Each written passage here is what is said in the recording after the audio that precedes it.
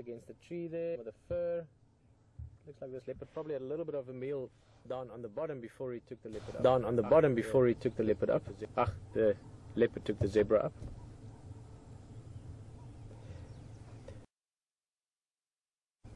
I think let's look around a little bit. This guy is somewhere here.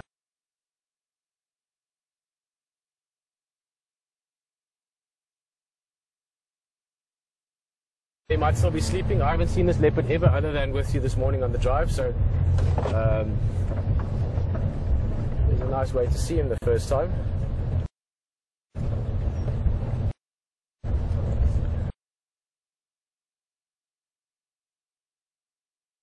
You know, later afternoon, early evening when he should come to eat again.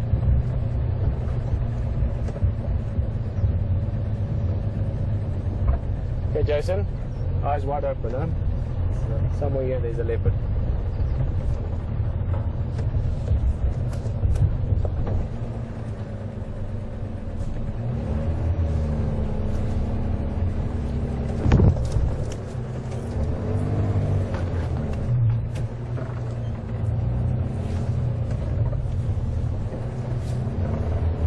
Also, this area, as you can see, it burned not long ago.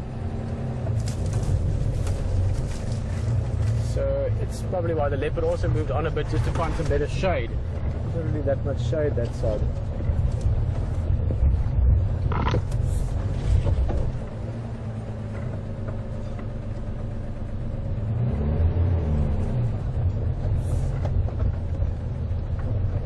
It would be very interesting if he's moved on now. Again, it's not impossible, it's not likely, it's highly unlikely he will leave the food.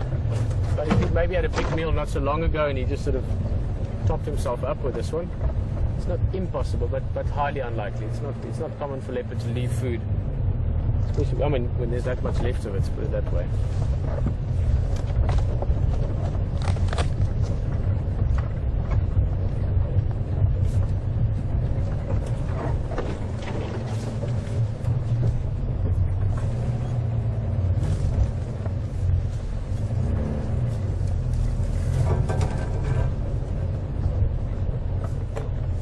Again. Yeah, but I'm probably looking for the ingwe, not finding him now. The Nyama still up in Sinya. But the ingwe is just lullering somewhere here where there's some more Schwatin.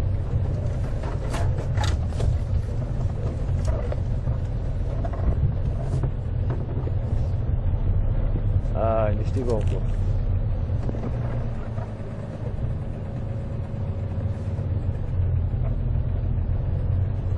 Yeah, Texan's here as well, and I think Craig's coming also, so I'm sure we'll find him, but at the moment not.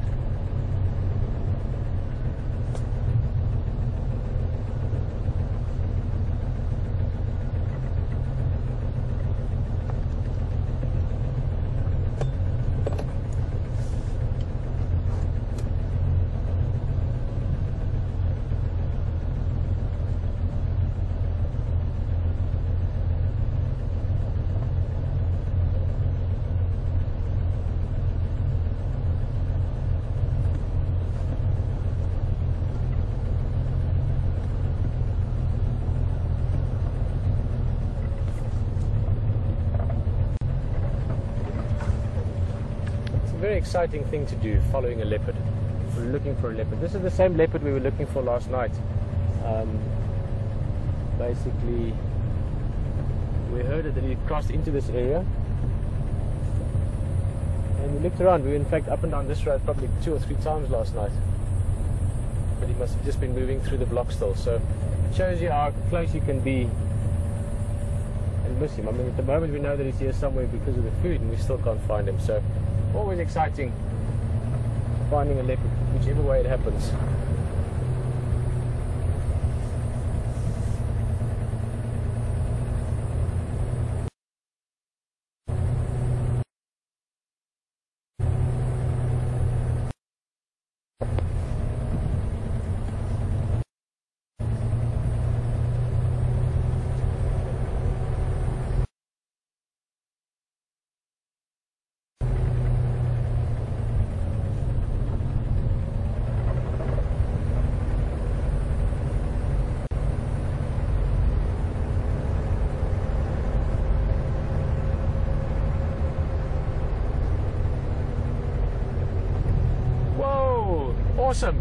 HD's on fire at the moment. Enjoy.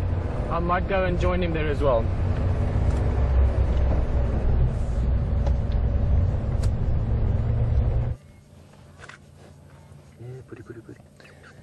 Well folks, you just don't know what's around the next corner. You just don't know what's around the next corner. And we just came around the corner and Alex looked out of his left hand side and sure enough he spotted this. So congratulations mate on that, well done. Top work buddy. Thank you. This is a beautiful leopard. We're just going to let her get used to us and then I'm just going to let some other people know about this. We're just going to see what she's up to. She's fabulous.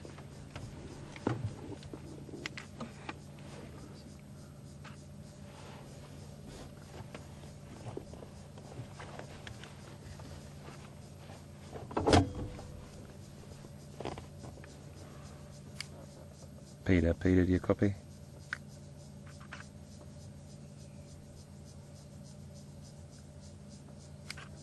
Peter, do you copy?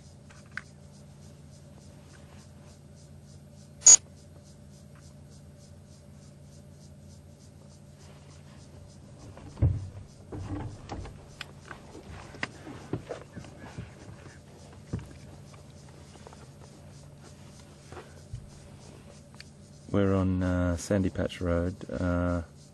Stand by. Pete, just if you can get a word out to all radios, because my radio comms just where I am aren't that fantastic.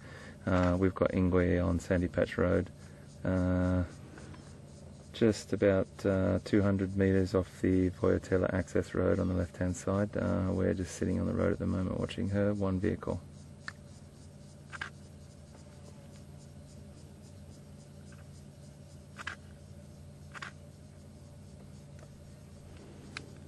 Sorry, repeat, mate.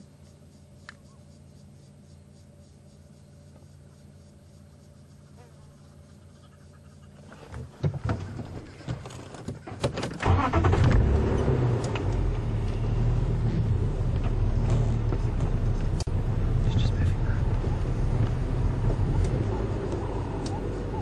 There she goes.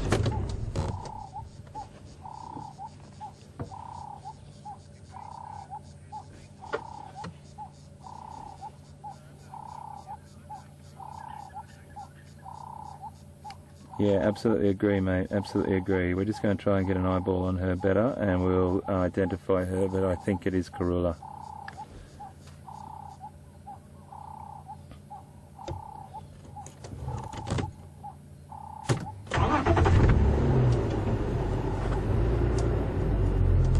Thanks, buddy.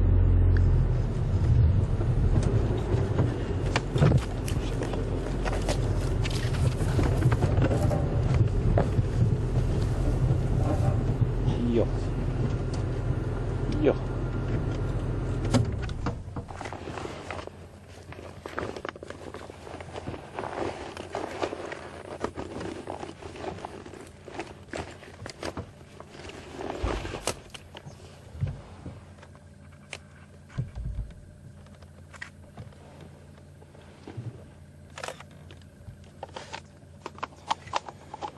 Folks, we're just trying to identify her, so bear with us for a second.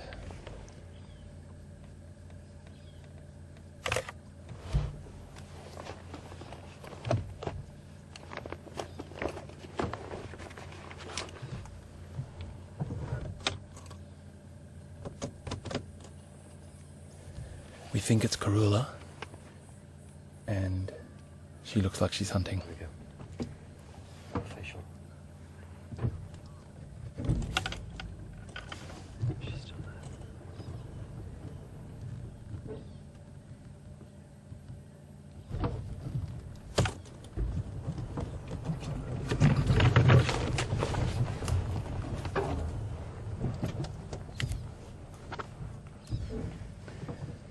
So folks, this is an incredible day. Absolutely incredible day. I love this place so much. We've got another leopard. And we're just going to sit with her for a second.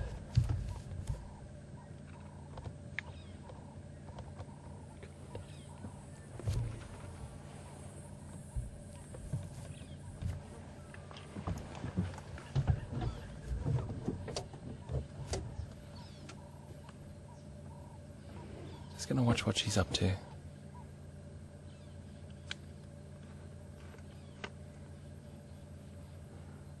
I seriously thought that it was going to be a little bit too warm for these guys to be out, but you know what? There is always exceptions to the rules, that's for sure. Pete, Pete, Pete, do you copy?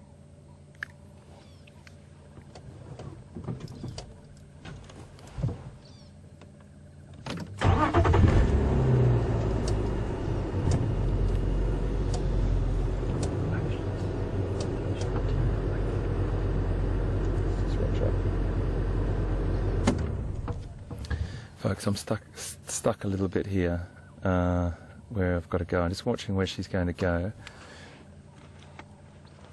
and then we'll make a move, because at the moment I've got a massive array of tree stumps in front of me, and she definitely looks like she's hunting.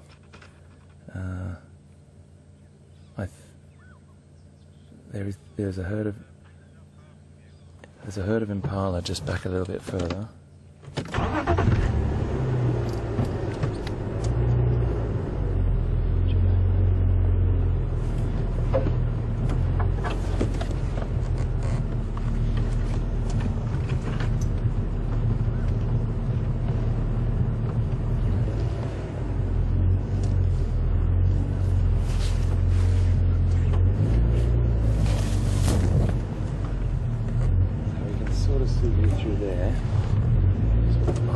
Negotiate the vehicle around some very serious stumps at the moment, so bear with me, folks.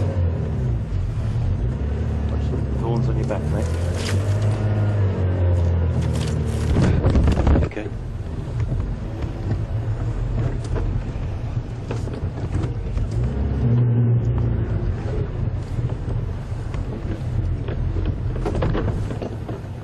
There she is. Can you see her? Right through there, that tail just waggling there. Sorry, mate. Okay. These guys now.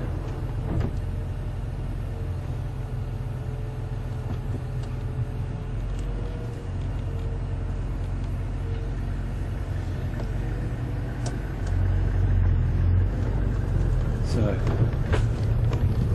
hello, mate. Another vehicle's just arrived, folks. I'm just trying to keep an eye on her. We're going to really struggle through this country, so I'm just going to see what direction she's heading. She's just there.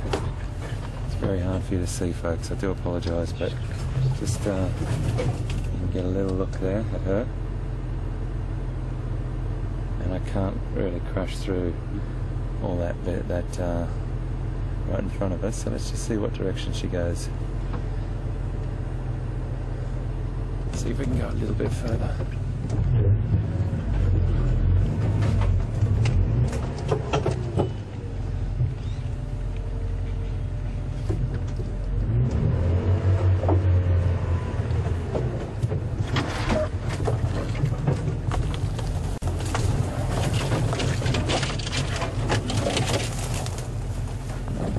You can see her just there, Liam.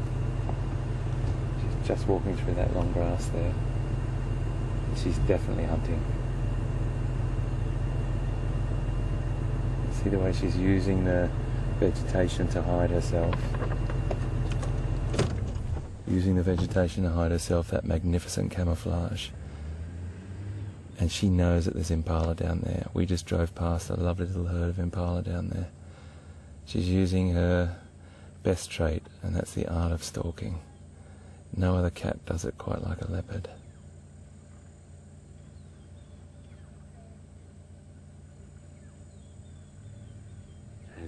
The air's quite still with a slight wind in her favour. So yeah, absolutely. Alex has just mentioned there's a little slight breeze coming this way to us. Yeah.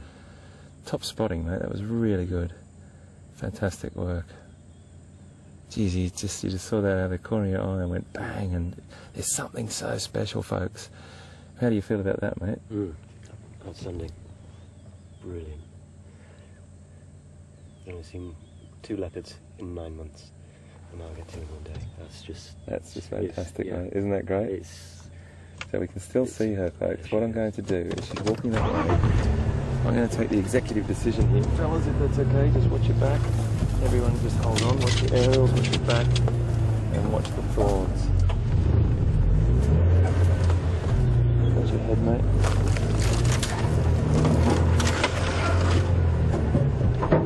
Okay, hold on. Oh, these little short wheelbase Land Rovers are the business, aren't they? We can get into so many places, folks, that other people can't get, even though we share everything with all the other guides.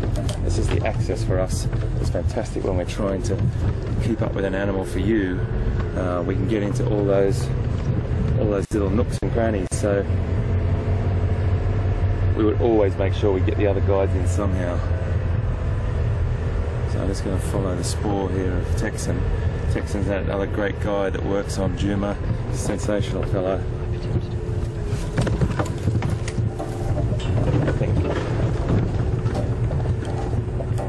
I think our beautiful leopard is going to come out right here, if I'm not mistaken.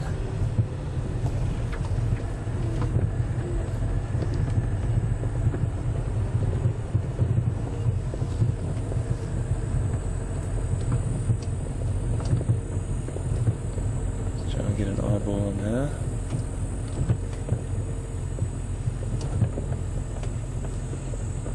She's just in there.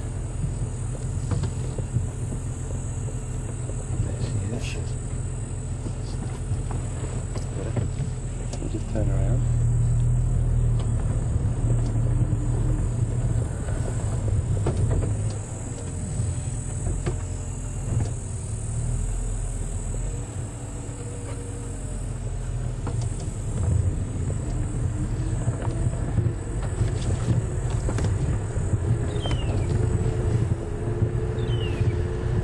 Please understand that I'll try and get into the best position possible for us, with great respect to everyone else. And most of all, importantly, out of everything, always, always, always, and I stress, underline and bold, with great respect to the cat.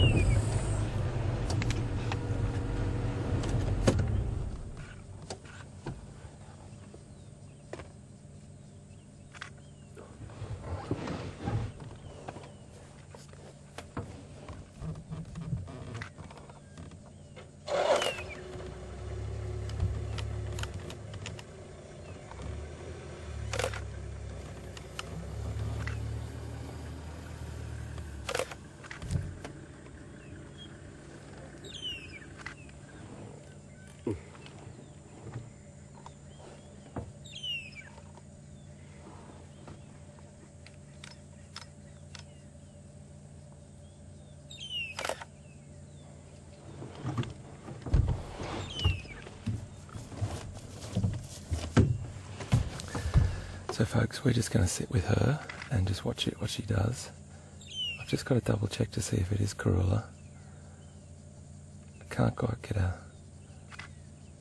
image of her at the moment properly.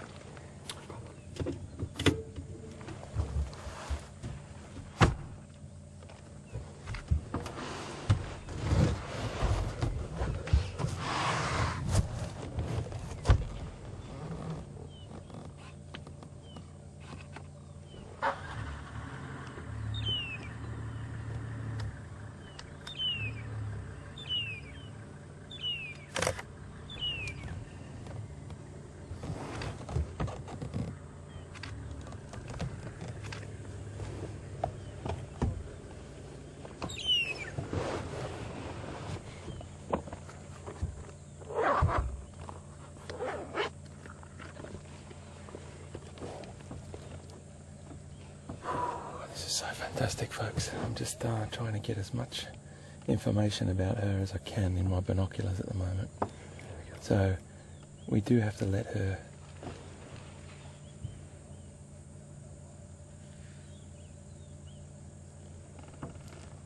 once we get a really close shot of her and I can get her in my binoculars a bit better. She's always got a little bit of grass in front of her face. Remember, we're looking for the spots, the row of spots at the top of the whiskers. That's the number that we're looking for. First number is on the right and then the next number is on the left. So for example, Tingana last time we saw him just before this morning, he was a 5-5. 5 spots on the right and 5 spots on the left.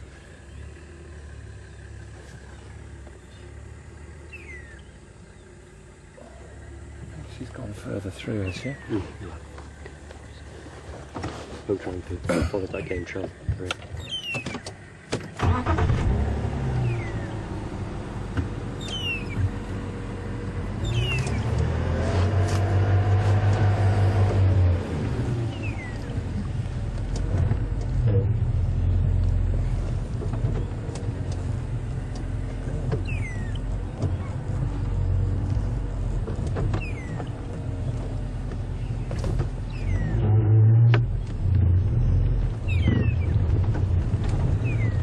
She's up to here.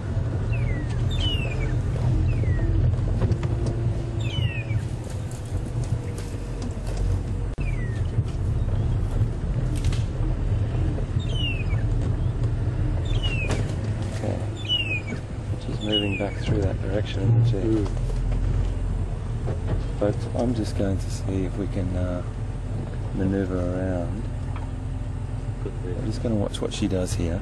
She's a ways off, but we've still got her, and we're going to stick with her as much as we possibly can. The country gets a little bit thick for going forward, so let's just keep an eye on this. There she is. I can see her. I can just see her, folks, and I'm just talking you through this because it's very hard for VM to get a picture of her for you, so bear with us. Bear with us. I can just see her through there. She's moving through. What to do? Executive decision needed. Executive decision needed, I think. Just let me watch.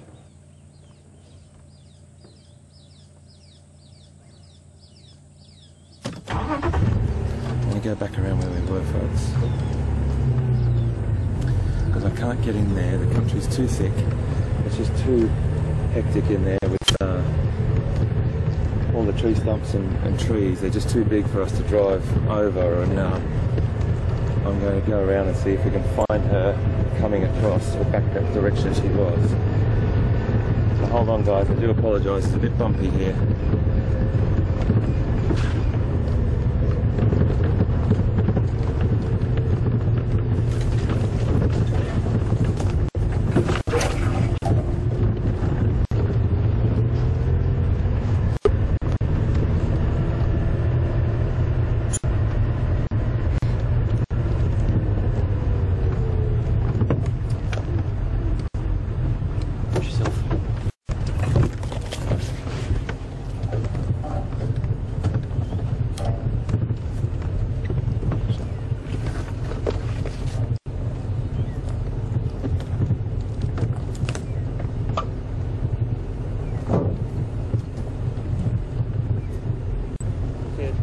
Got it? Yeah, okay.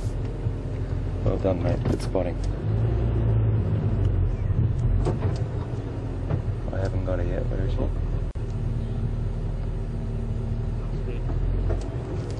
Well done. Well done.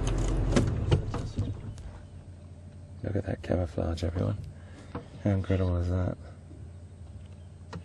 She's just sitting down, just patiently waiting.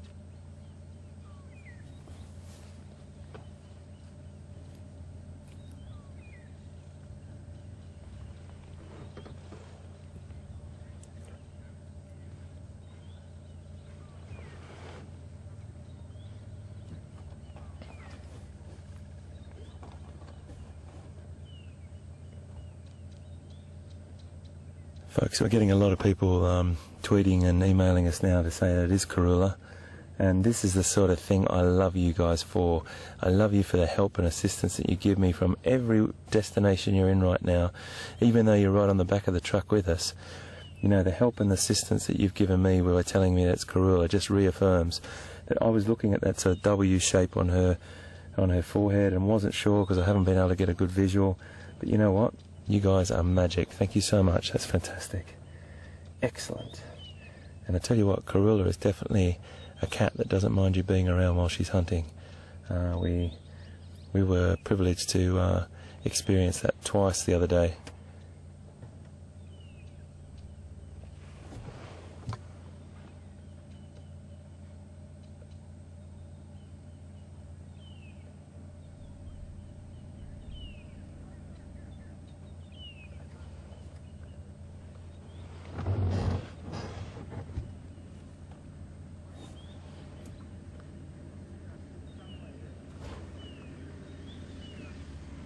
Absolutely magnificent. Okay, she's moving. She's coming this way.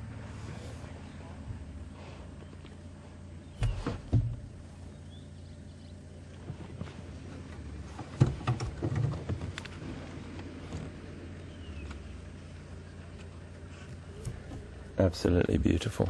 Absolutely magnificent.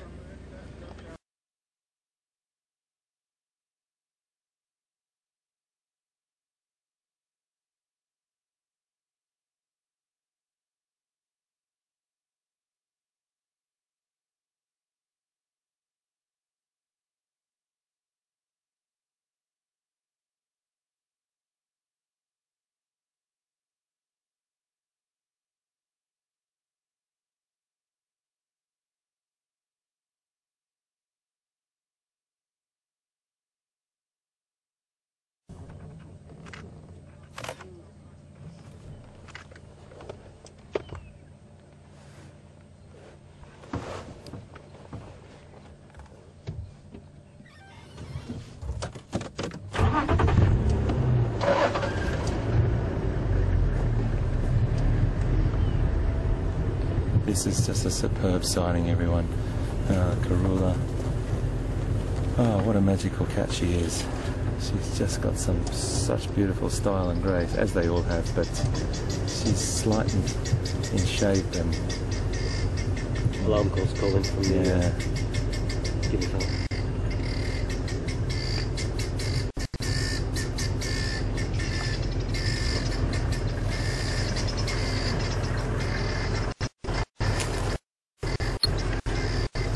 That's a beautiful shot, isn't that beautiful? Isn't that beautiful? Beautiful light on her. Just a sensational cat. I'm sorry I'm waxing so lyrically, everyone, but the feeling that you get when you see these cats in the wild is just overwhelming. It really is.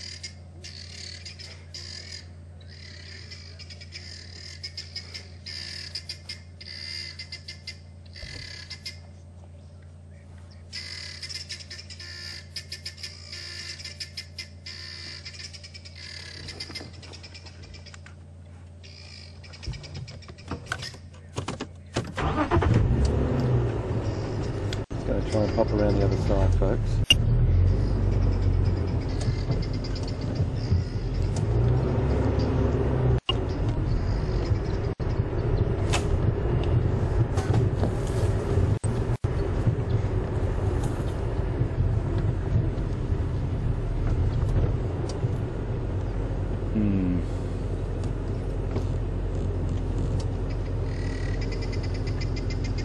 Don't know what that was like there. Bear with me, folks. I've just got to turn around. I just want to see if we can get our vehicle. No, we can't, can we? Not through there. It's too small. Okay, we're just going to follow Texan here. Let's see if... There she is.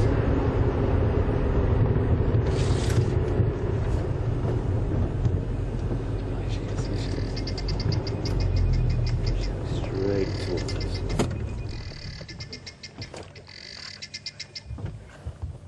Absolutely magnificent, folks.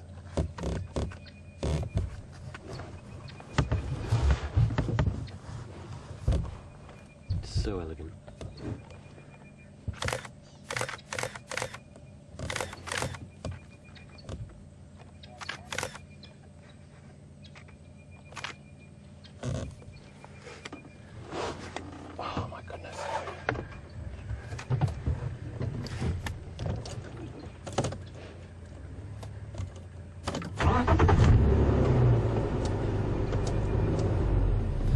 just going to keep tailing her, just gently, gently with her. She's completely unfazed.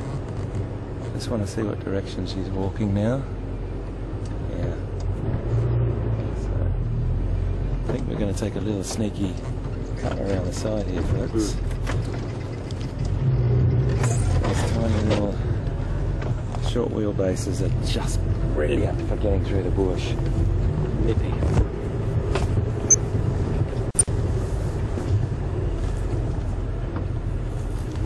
And there she is, our beautiful girl.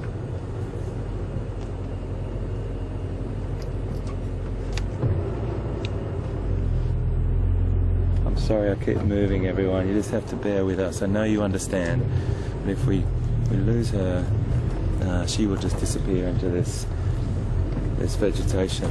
You're going to have to hold on a second here, folks. I'll move that. Hold on.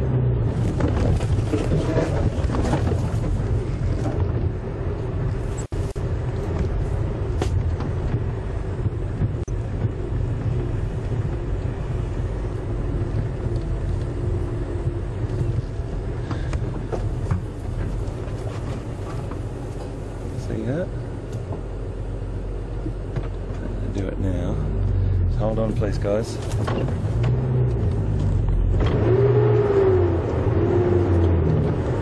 It's not going to let me go past there without making a hell of a racket. So bear with me. I'm going to just have to get around here.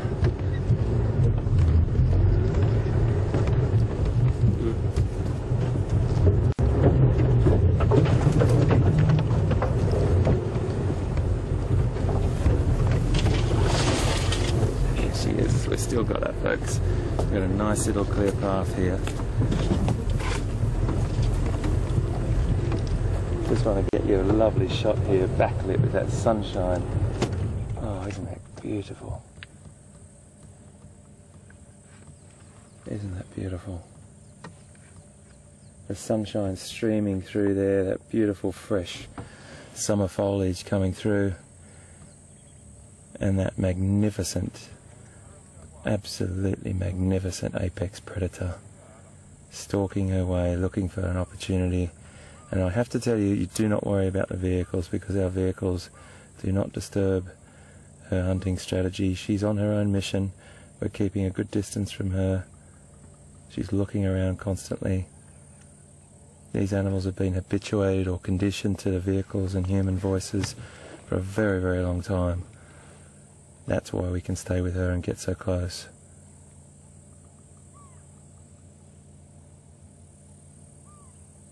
Wow. I'm just going to move up. I'm not going to move up just for a second because she's looking at something. It's very difficult for you to see, and me as well. I've got the same field of vision as you have. She's moving on now. Oh, isn't that magnificent? Backlit. Oh yeah.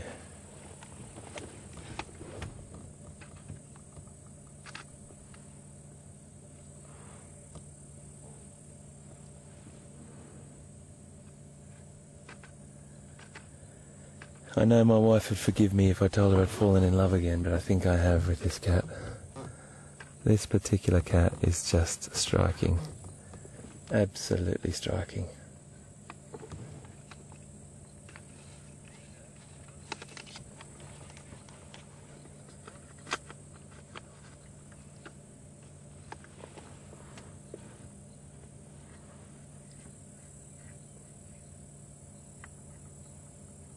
Oh, she's so beautiful.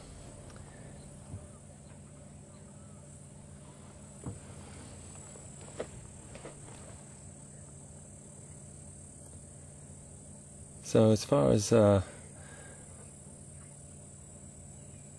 can remember, studying the notes, she was born in 2004, and that makes her 10 years old, and her name is Shangaan, which is the language of the area, of the people, the Shangaan people, and it means peaceful, and that's exactly what we get when we're in her presence. Oh, look at that.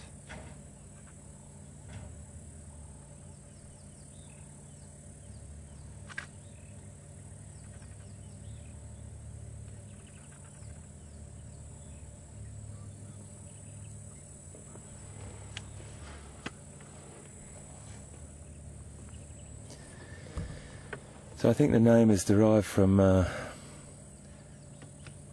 way that she is so relaxed and so at peace around game drive vehicles, as far as I'm aware. She's extraordinary, absolutely extraordinary. Ouch, ouch, ouch. As is me being caught on that tree. Ouch, ouch, ouch. Oh, that's not my favourite thing in the world. Watch your hands, please, gentlemen. Okay, watch that light as well. Thank you. Okay, good to go.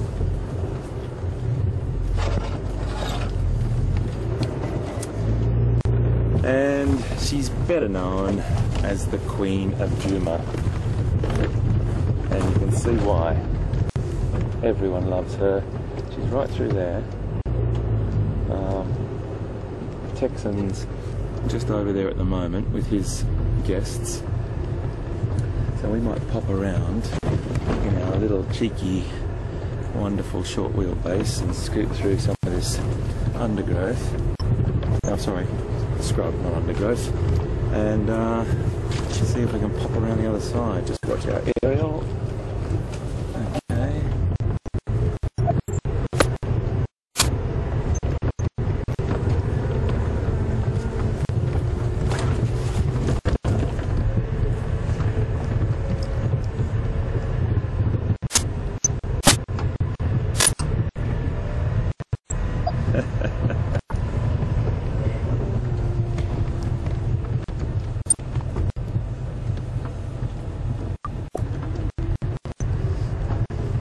Open, guys, because I just can't see her at the moment, and I might have to go back in there.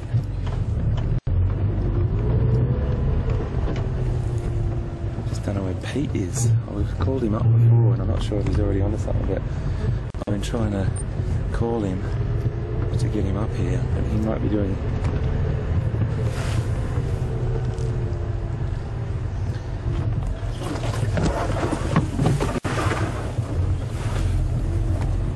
Okay, I just got a message from our control room that Pete's still looking for that big male leopard. So that's good. That's good. I'm glad he's onto something there, because he's really got a good chance of seeing that leopard over there. Now I have sadly come to a grinding halt with her. Let's just turn off and see for a second. So she must be coming through here somewhere. Texan's on his way this way, so I think she's going to walk straight in front of us. If my intuition tells me, yeah, here she comes. I think she's going to walk straight in front of us. I am hoping, my friends. Let's just.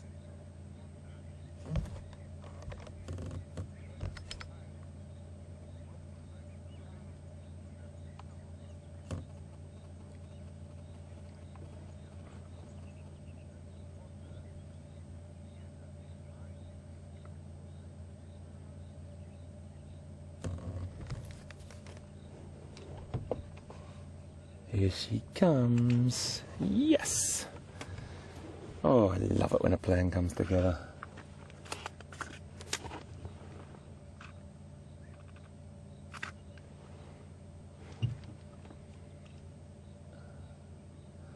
I'm trying to see whether she's lactating or not. I'm really trying hard, everyone. If she's got suckle marks or not, I just can't see from here. We will try our best to see. Let's just watch her walk past us here. She's going to come straight through the bush in front of us here. Ah, Karula. She's deviated. So sorry, that was a question from Wanda in Vienna, Ohio. Asked that question, and Wanda, we're definitely going to see if we can find that out for you.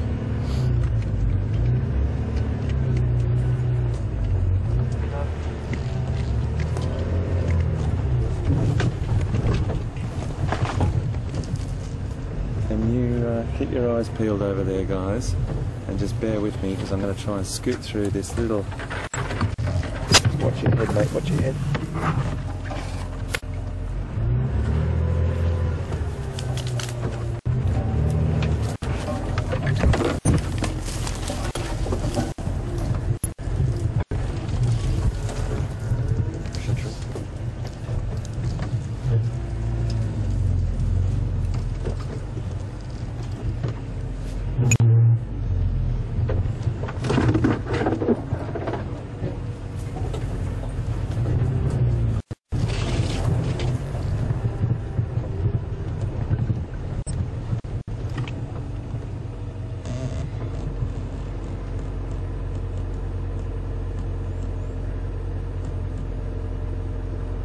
Just trying to scan the bush at the moment, everyone, to see where she's gone. It's really tricky when it gets really thick, so bear with us for a second. We're just going to get the binoculars out and have a bit of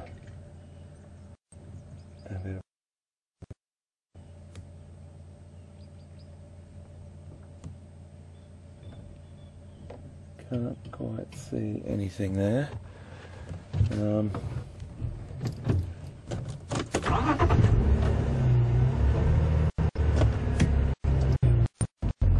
You okay, Liam?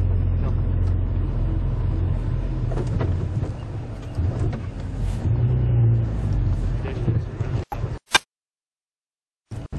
Here? Right in front. There she is. Oh, sure. Got her. Spotted, mate. Well spotted.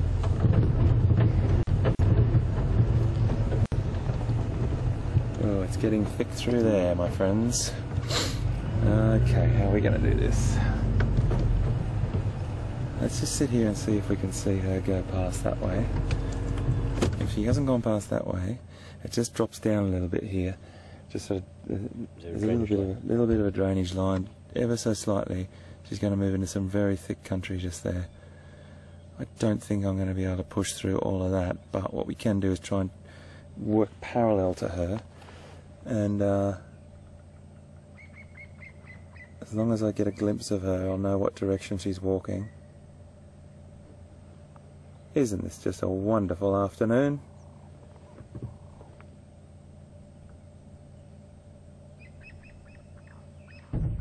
All I want to do happen now is Pete to find that beautiful Tingana, and we'll be able to celebrate in style tonight with a beautiful cup of tea. Yorkshire tea would be nice. Yorkshire tea, mate. Where is she? Just coming into shot now. Oh, there she is. Oh yes, well done, VM. My eyes in the sky. Yep, so she's working parallel to us at the moment, everyone. And it'll say... really nice.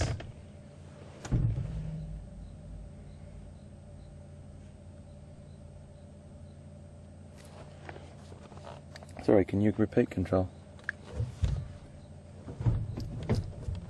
Okay, folks, I think we're going to try and stay not too far from her, but stay parallel with her. Can you see her still, mate? She's walking straight. She's going straight now, is she? Well, what I might do is come across here and then go in. And that country is just too thick there. I can't go in without either getting stuck and losing her, or getting us a big puncher, and we don't need that at the moment. This is a little tricky. Okay, let's go through there.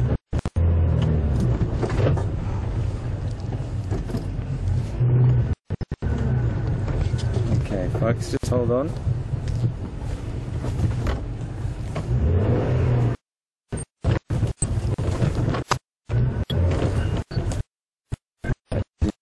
Really thick country in there. Okay. Let's try and make an executive decision here, T.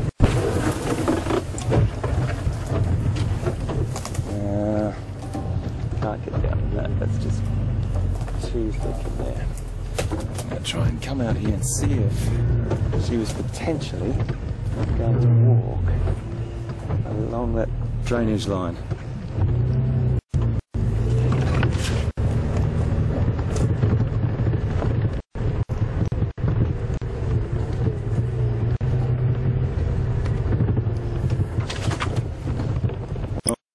text from Nancy. And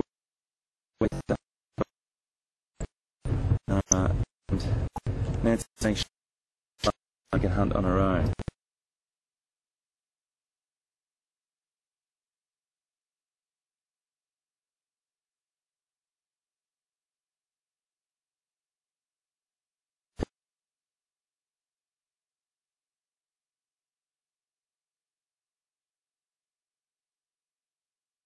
We're not impacting on her behaviour. She's gone into an area where she's using it for a bit of cover anyway, and she would have done that naturally.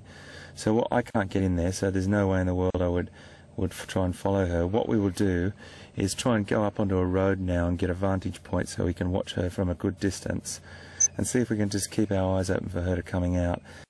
Best thing. And but I totally appreciate what you're saying, Nancy. There's no way in the world I would ever, and you've got to really take it from me, I would never ever hassle or impact on an animal's behaviour. If it was, I would notice it. We would definitely see a change in behaviour. She would be being afraid of the vehicle and starting to change her direction all the time, and she wasn't. We were just going along beside her or behind her, and I promise you these animals come first and foremost for everything. But thank you for your concern and thank you for your tweet. It's really great to see that people understand that what we do here is a little bit adventurous, I must admit.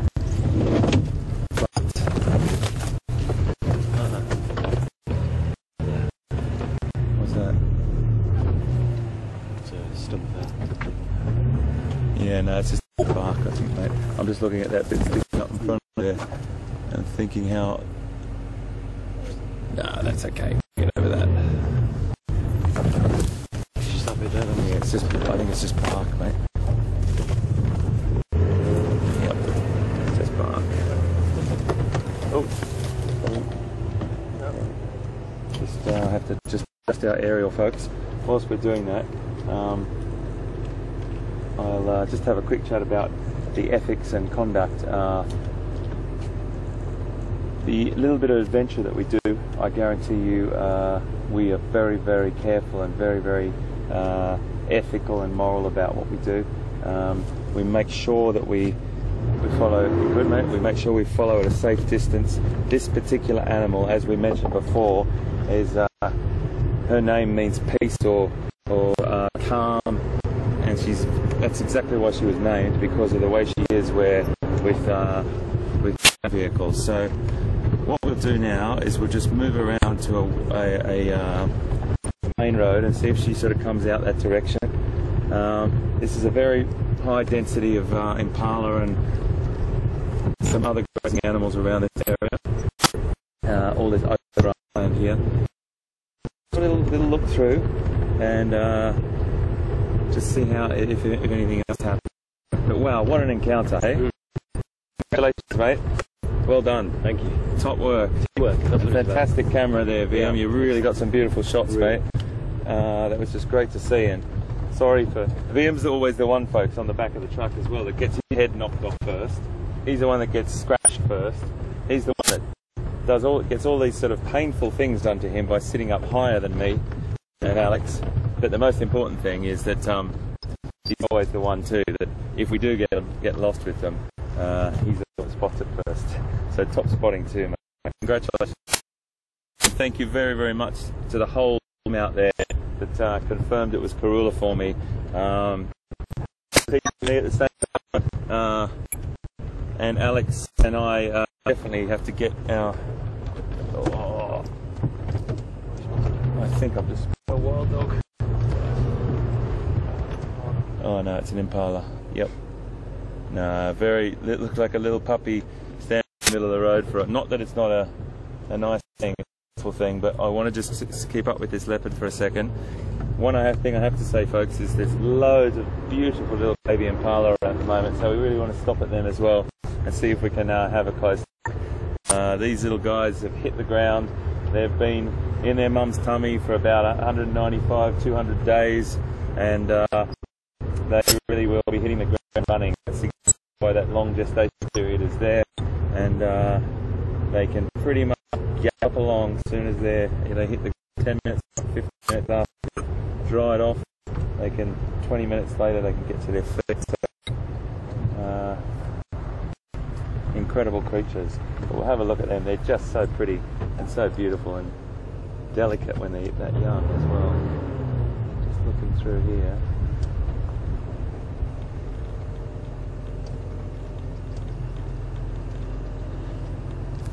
So, you know what I think we'll do, guys? I'm going to drive around. We'll just have a quick look here. If we can't see her, we're going to move on, and we'll probably come back and see if she's had any success at hunting afterwards. We might head on down to Buffelshoek Dam, if I get it out of my mouth properly, Buffelshoek Dam, and I want to cross the Pete because I'm really keen to know what he's up to, and hopefully he's had some luck. We'll come back to you soon. And thanks so much for all the support and everything. Alex and I are chuffed. VM's excited at the back. We've had 2 leopard in one day. Does it get any better than this? We'll see you soon.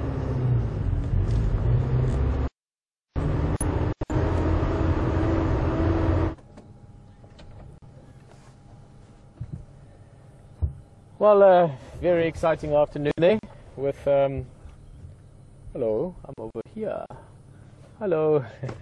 Guys, actually really has been having a phenomenal run with finding cats, so very, very excited to know that he found Karula. I know there's other vehicles there, but who knows, maybe as the afternoon goes along we might see her again.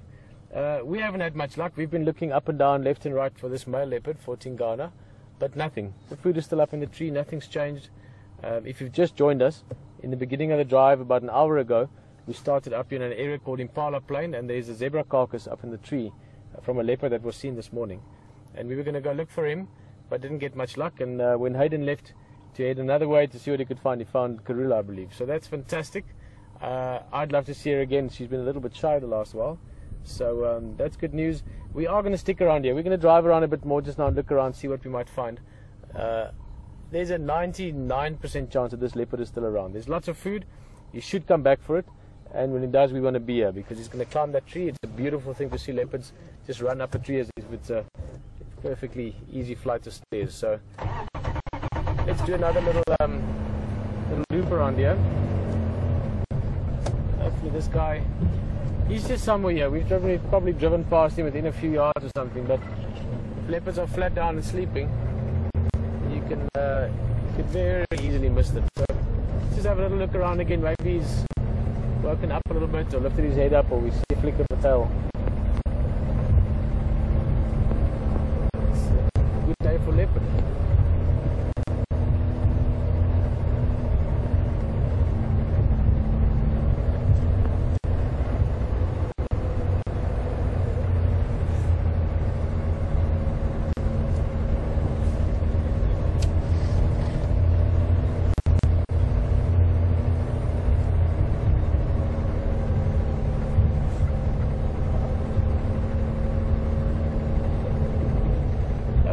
Two things to discuss there from the vehicle you were on just now. In terms of off-roading, one of the reasons why this is one of the prime areas in the world to be a big game in, and one of the reasons for that is that it's private land and that you can go off-road and follow the animals. In other words, if you find a leopard, you can follow it and see what it does and see it hunting and find its cubs and sort of share.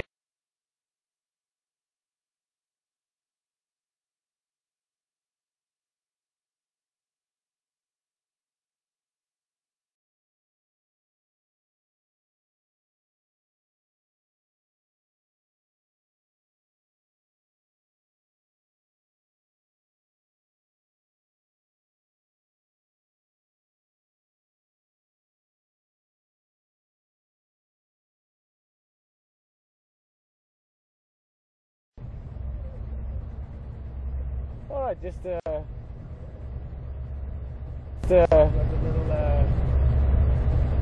was a little stream crash there, so welcome back on the vehicle. Somewhere between the bush and where you are, it's been happening in London a little bit the last while. There's a bit of a transmission break. All should be good now. Just to recap recap there, you lost me somewhere along the line. We're just talking about off-roading and the benefits of it or not. Firstly, one of the reasons the game viewing is so phenomenal in this area is because we can follow them off-road.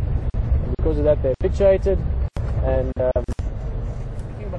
you just get this incredible experience of truly sharing the lives of these wild animals. In terms of it being destructive to the environment, some people were concerned, it seems, while HT was following Karula in some thick bush. This is probably one of the best areas or most well-suited areas for off-roading, mainly because there's not many areas with clay soil, and if it is raining, certain of the areas and certain of the roads get closed off. So when the soil is wet and it's a type of soil that could get damaged from it, we don't go off-road in that zone. But the majority of this area is sort of a sandy, coarse sandy soil, so the tracks disappear very easy, fast, combined with the rain, the type of habitat that's here, it just bounces back. I mean, it's been going off here for many years, and there's no real difference that you can see from it in terms of tracks or anything else. And as I said, sorry, just explanation, maybe that was lost. It might look destructive. Going over a bush, most of these things just pop back up again. These vehicles are very high off the ground. But also, keep in mind when you watch an elephant and he's ripping a tree out of the ground to eat the roots, that might also seem destructive. But it's part of the environment, it's part of how it all works and how it all balances out. Do not be concerned. It does not actually do any damage whatsoever other than a few little shrubs here and there that might get pushed over, which is a good thing because then there's more sunlight in the grass and, you know, everything's happy, including us following the leopard. I would be happier if I could find the leopard I'm looking for. It's actually quite a beautiful view. Let's just enjoy that view for a little bit. It's actually quite a beautiful green grass in the foreground here. This is burnt not so long ago, and with this bit of rain we've had, this will just get greener and greener now over the next while. This will just get greener and greener. And in the distance there, looking towards the horizon, all the way, you have to walk a little bit further than the horizon, and you'll be inside Kruger National Park. We're on the eastern side of Kruger National Park. But not very far, in a straight line, literally only a few kilometers, a couple of miles away.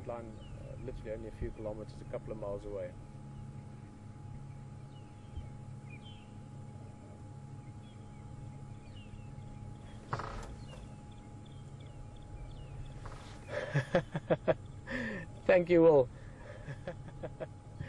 As I said it, I thought I'm talking myself upside down, and I didn't think about it further. We'll just confirming from you are actually on the western side of the Kruger National Park. On the eastern side would be Mozambique. There's a giraffe, but I don't think we're going to see him. It's far away in the bush.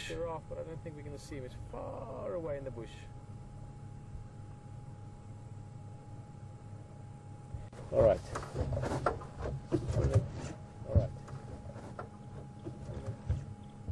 I'm going to go back to that carcass again. We're going to be doing that on and off, until we find the leopard.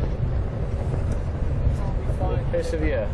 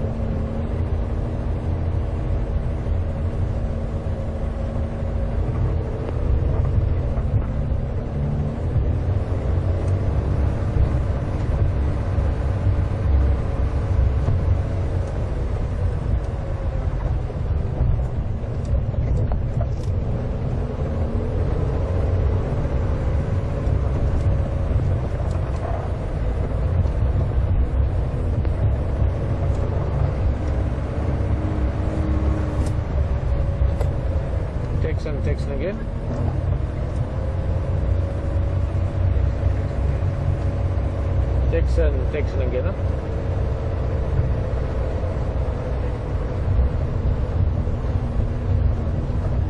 Yeah, I can copy you again. Any update on Karula?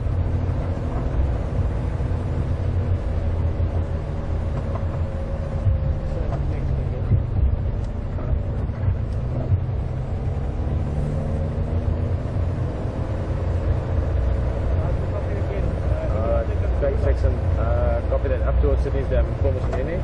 HT again.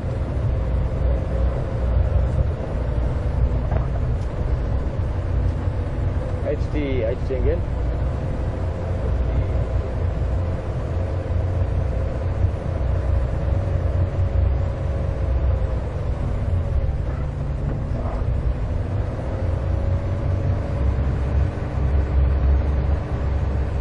Yeah, copy that, thanks. Yeah, I'm still looking around for this Madora with the Nyama here, but no luck so far. I think he's sleeping somewhere. I think Lady Luxie's in that Mova today.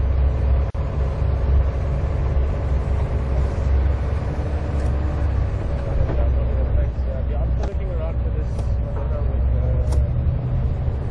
Nyama here, but no luck so far. Copy, thanks.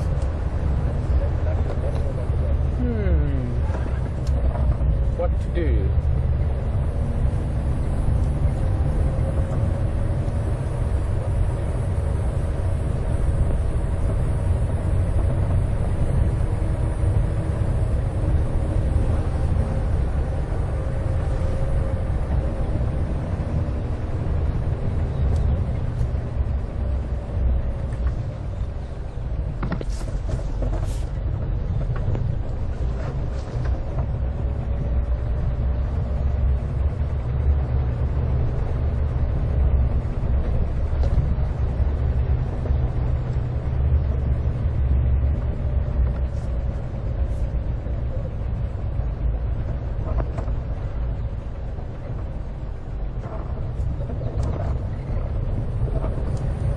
Such a it's a difficult thing, but it's also quite funny, I guess. Such a tricky thing to decide what to do. You know, it's you know there's a leopard in this area for a fact. He's got food up a tree. He's going to be back here at some stage or another, closer to sunset, maybe just before, maybe just after. But it could be another 2 minutes, or it could be another 2 hours.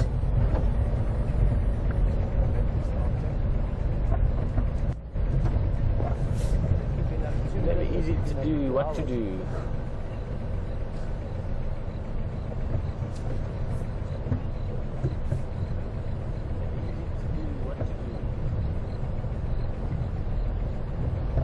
So I think this is what we're going to do. We're going to take a short drive, not far from here, just sort of up here towards Voitsela Access Road. So I think as far as I know, all the vehicles have left Karula. She was going into very, very thick, very difficult places to follow. I was just having a chat with HD there on the radio, and but let's say she was heading towards Voitsela Access Road, towards an area that, who knows, maybe she pops out. So I think we're going to take a short drive just to snap out of this stalemate at the moment, and maybe we see her. I love Karula. She's literally got my favorite leopard in the whole world. No, wait, let me rephrase it. She is my favorite leopard in the whole world. So I would like to see her if she's around. And if we don't find her, maybe we get lucky, maybe we don't. We'll come back here, and by that time, perhaps that big guy has decided to come have some more of his food. She's my favorite leopard in the whole world. So I would like to see her if she's around. And if we don't find her, maybe we get lucky, maybe we don't. We'll come back here, and let's take this other little road. Perhaps come have some more of his food.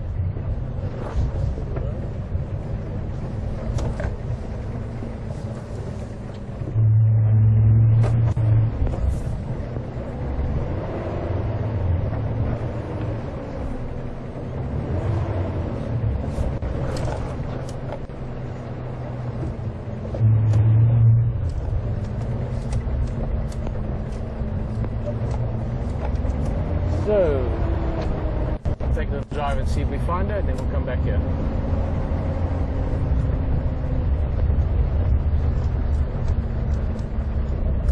Let's have a last good look. That's the tree where the carcass is in. You won't see it from here, but that's the tree. That's the direction we're looking in.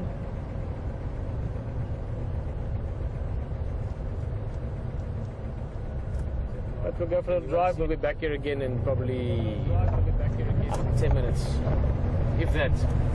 Unless, of course, we find Karula, then we might be a bit longer.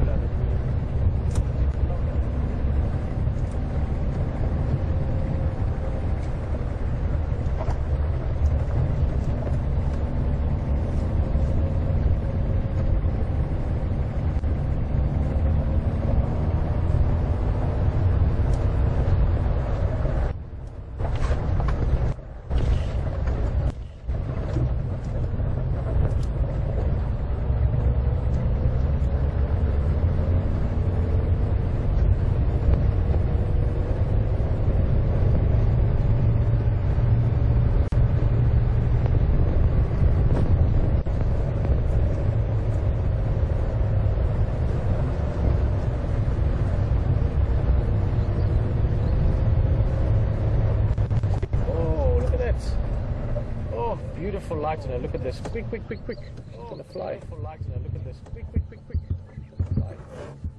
Now we actually see the males more often this time of year. This is called a black-bellied koran. Sometimes also called a black-bellied bustard. It's part of the bustard family, same as Kori bustards. But this is a female. The males have got a black belly running up all the way into the neck. And those of you that joined us about 5-6 days ago had an amazing view of one male calling. They do this funny sort of, not like that, but along those lines. That's not one of the calls I can mimic.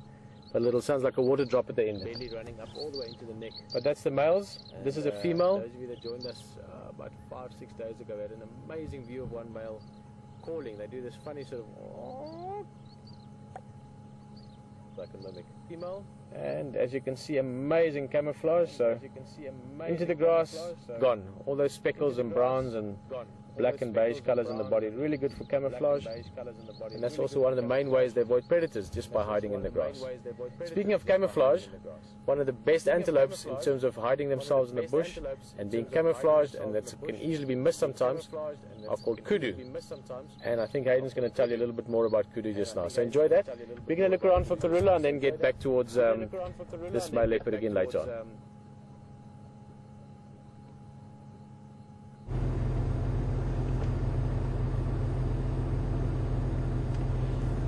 Folks, this is a very special time for me. I've been looking for these animals for about a week to show you, and Alex just spotted, eagle-eyed Alex just spotted them for us again. So he's on a bit of a run this afternoon. I'm very impressed. Beginner's luck. I don't know about that, buddy. You're far from a beginner. No. I mean, have a look at this, guys. Kudu bulls, exactly what we've been looking for. We've seen so many cows, but have a look at the horns on that. Aren't they magnificent? That's a kudu bull, and there's another one behind, and another youngster behind that. But look at this boy coming up. There's one coming up just into shot, and there's another one over even further.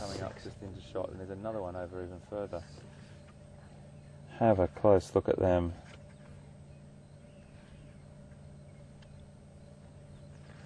Incredible. Have a close look at them. For each spiral, it's about you can age the male kudu. Incredible. About 3 to 4 years per spiral. So these guys are 1, 2. He's probably about 9 years old. The one at the front. Absolutely. About 9 years old. The one at the Absolutely. Absolutely. They average about 48 inches. 48 inches in length. And there's a couple of Impala chasing each other around there.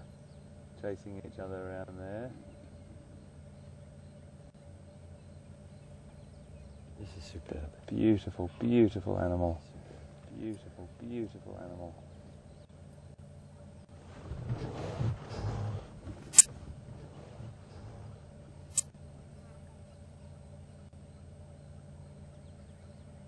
And the record for these guys is 72 inches, or about 180 centimetres.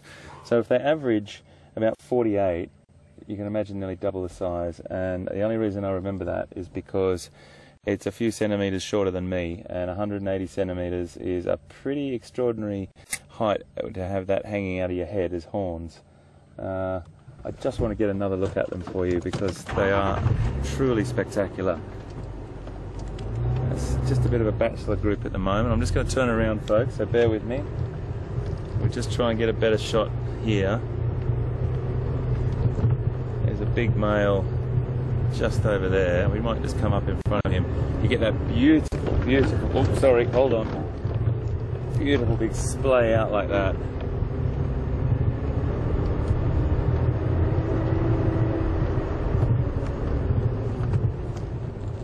Look at that. Wow. Look at that. Sorry mate, big bit of a jolt there. Definitely see the size difference now between the Impala and the kudu. Yes, absolutely mate. So, and you might think it looks like it's grazing at the moment, but it's eating the small shoots that are coming out of the ground of small shrubs. So it is browsing still, but it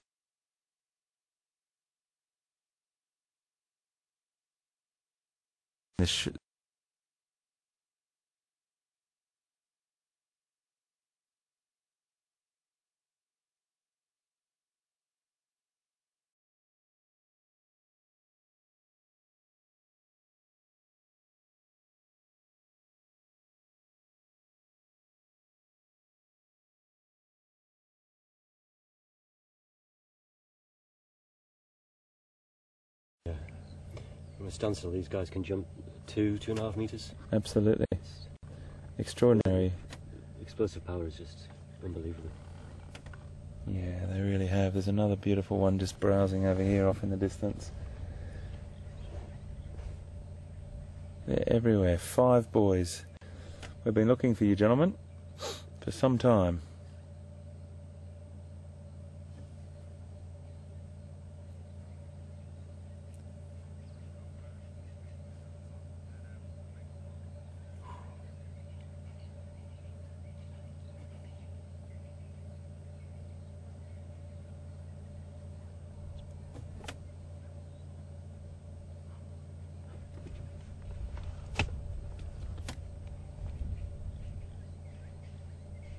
Aren't they magnificent?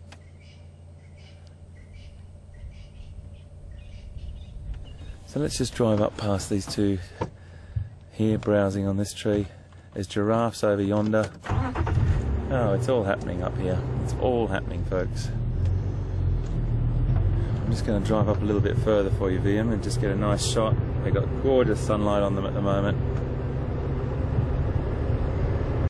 Very relaxed with us. Very relaxed.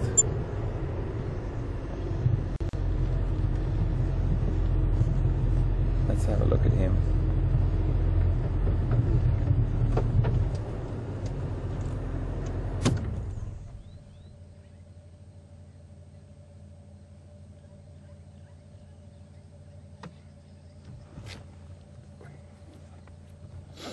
Little oxpecker hanging off him. We've seen oxpeckers on many different species, and as long as the food is there for the oxpeckers, they will be feeding. And they will normally feed on a lot of the parasites and, you know, remove a lot of the parasites. But if the animal does have an open wound, as I've always said, I've seen them not being as effective as the animal would like, because most of the time I suppose you're getting your parasites removed, but if you've got an open wound, the oxpeckers actually have a tendency to keep it open a bit longer than it should. They're after the blood, and that's what they eat. Got a giraffe just moving through a little bit further over here. Impalas grazing.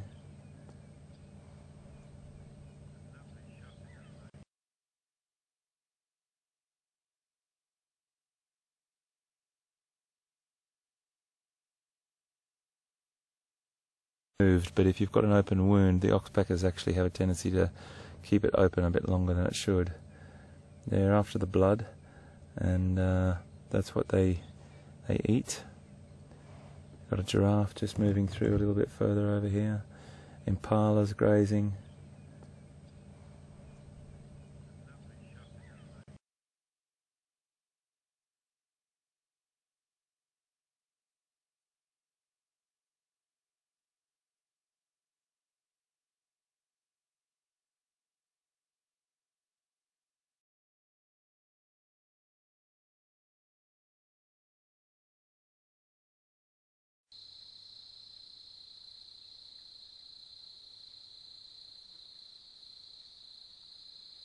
Leopard.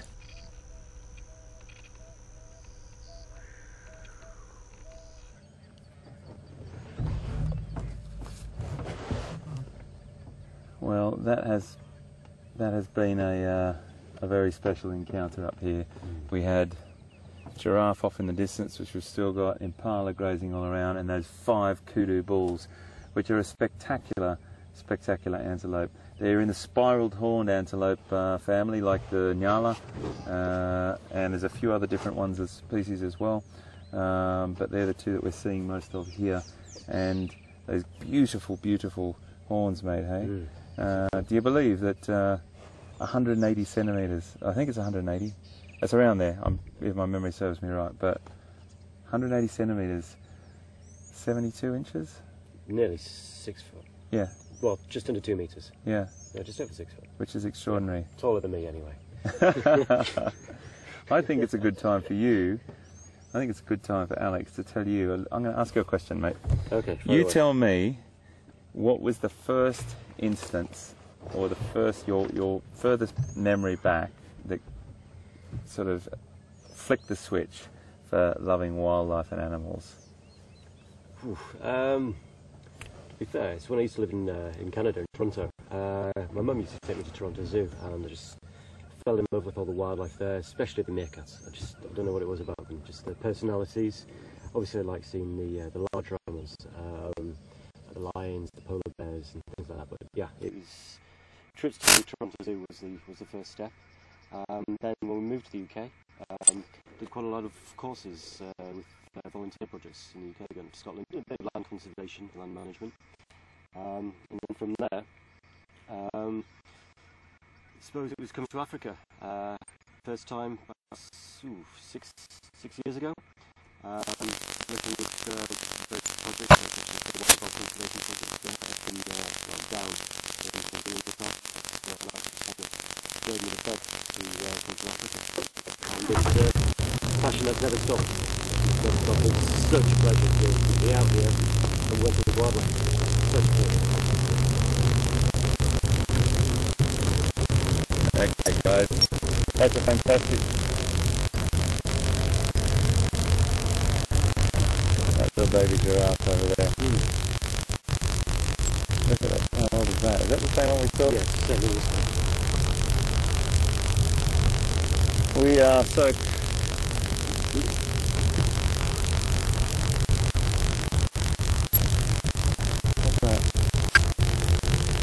Okay, mate, well, we're right near the gallery repeater, and sorry, Stella, we're nearly under your nose, so I don't know what's going on there. We couldn't be in better signal range. I have no idea, mate. Check your phone source.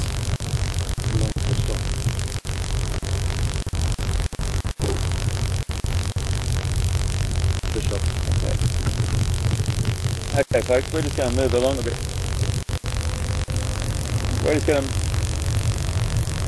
going to move along a little bit further and see what else we can find. We've had a beautiful afternoon. We had a little couple of glitches back there. There's a little bit of a flat spot. Unfortunately, it just caught up with us. Hopefully you can hear us properly now. And we're going to carry on. It's really nice to get to know a bit more about Alex here, everyone. And I'm sure if you want to fire a couple of questions along to us on either Twitter or email is questions@wildearth.tv. And you can tweet us at the hashtag Safari Lives.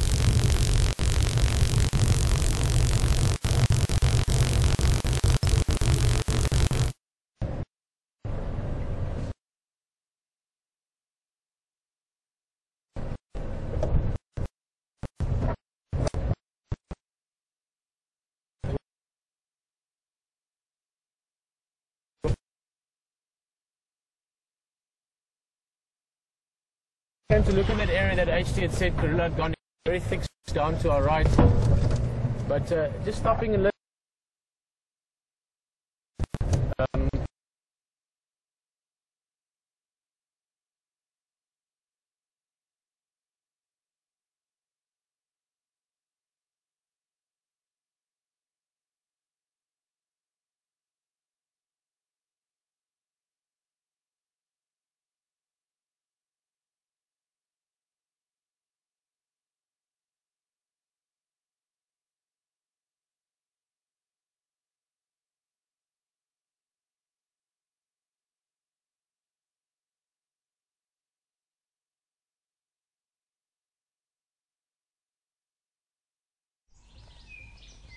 Start and end your day on safari.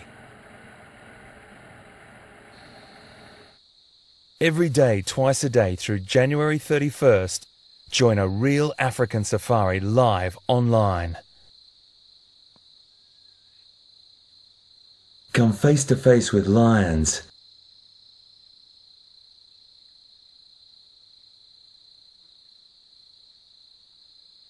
leopard,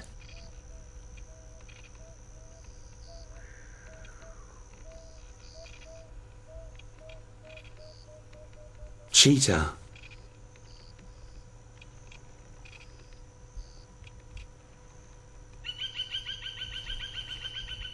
elephant,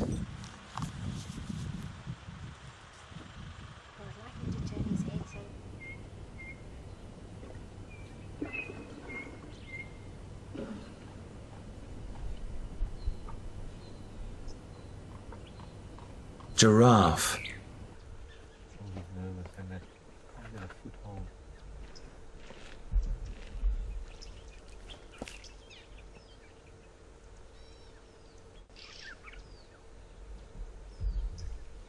and many other species. So you can get a good whiff at us. But no. No, FOZ. The droplets, yeah, no idea. Your knowledgeable safari guides and hosts will make sure you don't miss a single detail. The big-shaded animals are brilliant to observe because look at that, you can get beautiful views like this.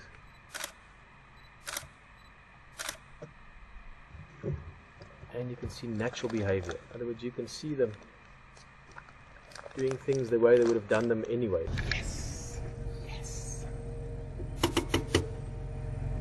My goodness. How lucky are we, guys? You made the right call. Oh, he's going to walk right past us.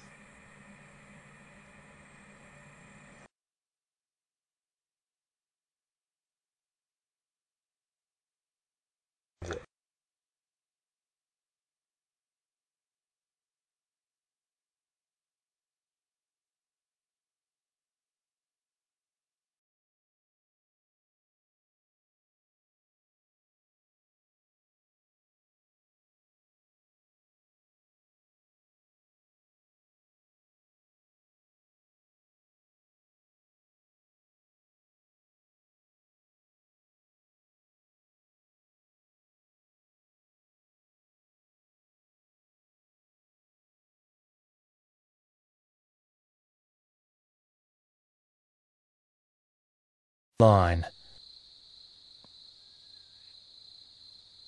Come face to face with lions,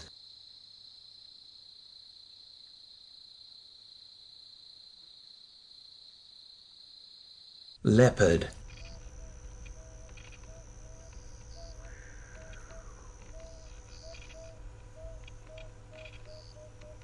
cheetah,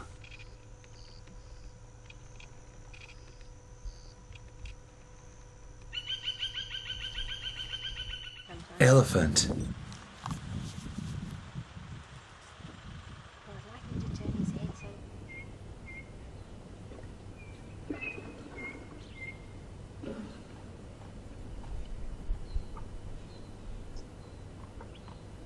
giraffe,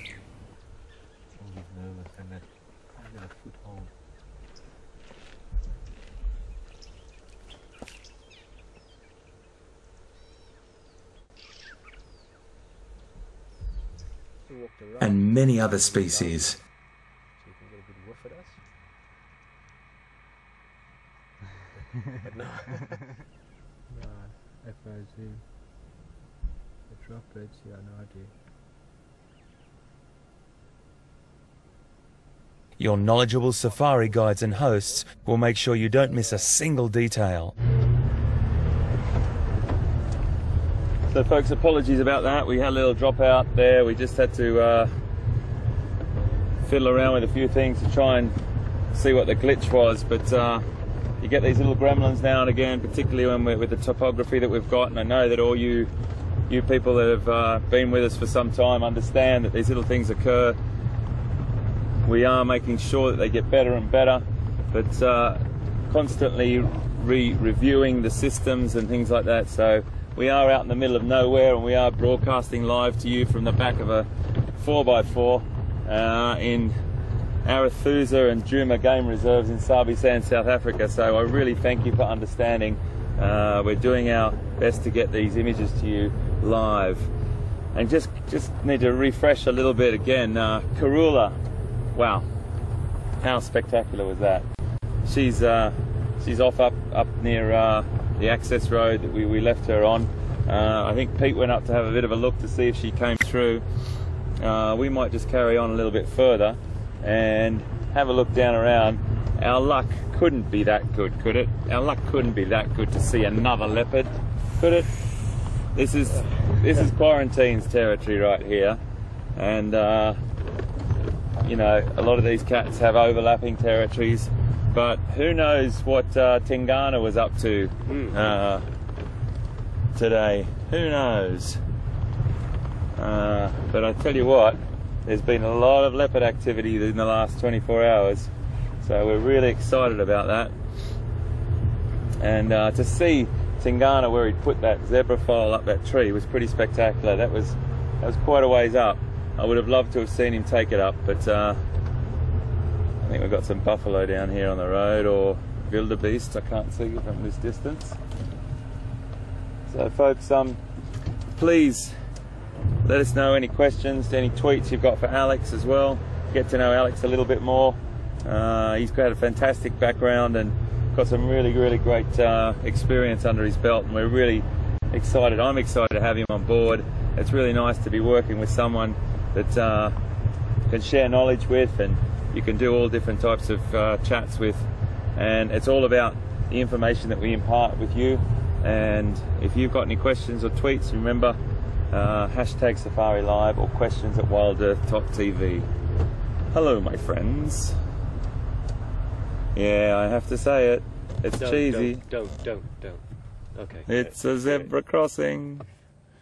Aren't they beautiful? Look at the oxpecker sitting on the back of that one. Very social.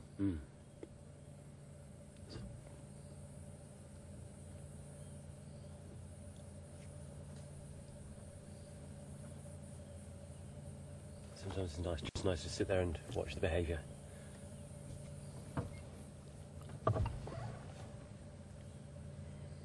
No, you can't really tell which one it is at the moment, but one of these guys will be the dominant stallion of the group. Right, yes. Exactly. And over in the background there, some blue wildebeest. Probably not the prettiest thing in the bush, but actually one of the cleanest animals in the bush. There's a certain chemical in the blood of the wildebeest that the ticks don't like. You'll hardly ever see any parasites on the wildebeest. yeah, that's a really interesting thing, mate. Very interesting point. Yeah, I've read that before, and I wonder what it is. You hardly ever see oxpeckers on them either, do you? No. So, folks, the birds that we always point out, those red-billed oxpeckers on a lot of the hoofed animals, we rarely see them on wildebeest. And Alex's point just then about it's a chemical in their blood, isn't it? Yeah. I'm not too sure which plant they actually get it from, but it's something in their diet they ingest, and it goes into their system, and the ticks can't survive on it. Yeah, It kills the ticks off. Really interesting. Really interesting. Oh, did you see that? We've got to go and see that. There's a little baby that's just been born. I don't know if we're going to see it. There's a little baby wildebeest, and it could hardly run. That was really young. We're going to see so many babies in the next few weeks. Where did they go? Down there. There's a little baby with those guys. Just have a look through there, Vian. You might get a little picture just through there of a mother and a calf coming through. Let's just see if she walks on. There was a little youngster, and it looked like it had just been born. Have a close look. Maybe it's run on first. Couple couple of big pregnant ladies down there as well.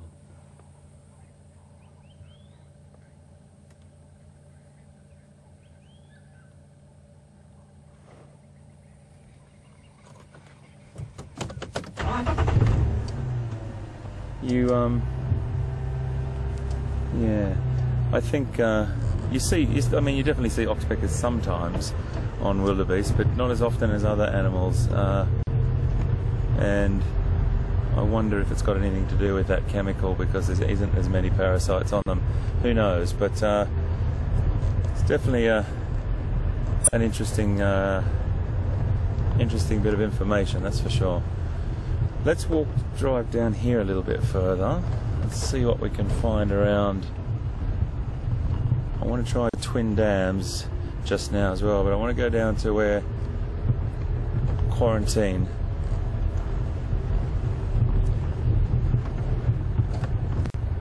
Okay, I just got a message from control that Pete's got hyena, so we're going to throw over to Pete now and we'll come back to you soon. Lovely. Enjoy.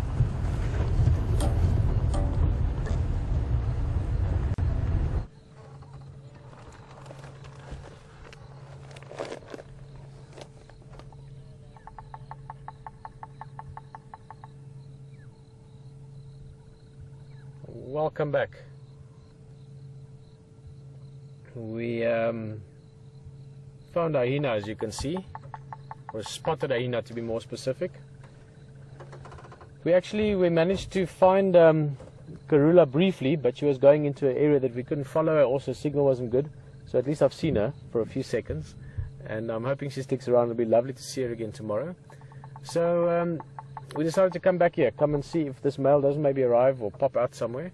And we found this guy, or girl, difficult to say. Actually, probably a girl. She's quite big, but you can never really say. So we'll just have a look at her. She's going to do the same that we're doing. Jason, let's have a look at her, and just wait a little bit. Basically, the hyena knows that all comes to those who wait, and patience in the animal world is something that is, I was going to say, not even something they're aware of. They are just patient. It's just the way it is. The hyena knows that if she waits here for a few hours, the chances of getting some food is very, very good. She'll use very little energy in waiting. Doesn't take much energy to relax there. Especially now the sun's dipping down, it's cooling a little bit, it's a beautiful time. So she knows if I wait, the chance for food is good. Otherwise I can go walk around and expend a lot of energy and not necessarily find something. So patience is something that comes very, very natural in the natural world. It's something that we as humans have forgotten about in large parts of our lives.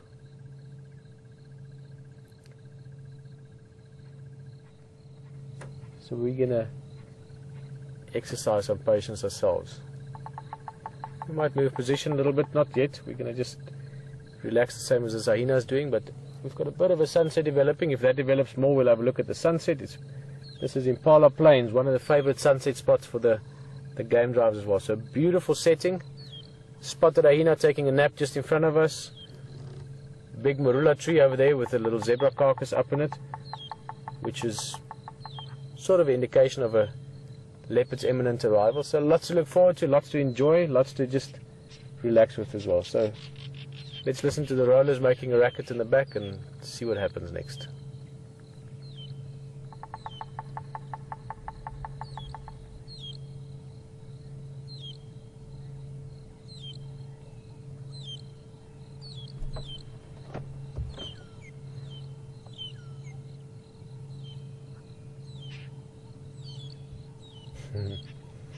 Little peak there. You can hear the woodpecker as well, that tapping in the distance.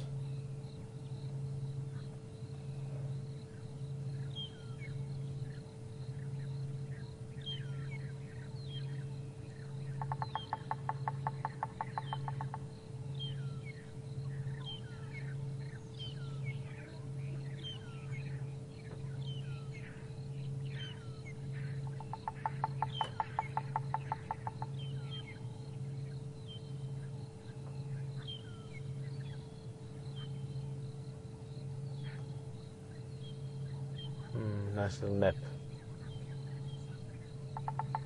Just going to move a little bit. I can see some zebras in the distance. I don't know if we'll be able to see them. I just can see them sort of just moving through the brush in the background. The brush ground. That's brush and background combined into one word. But I want to move us a little bit because what's he smelling? Oh, he suddenly got his nose up. The breeze is coming from that side. Well, maybe just a little something. But the reason I want to move a little bit is if this leopard pops out here, especially with the presence of our hyena so close by, it could be quite a quick affair from when we see him until he's up in the tree. So I just want to position us in a good place for when that happens.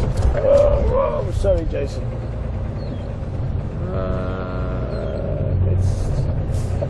Let's stay here for now. That's a lovely view of the hyena. There's the zebras I was mentioning. You can see just in the background there. They're just having a walk by.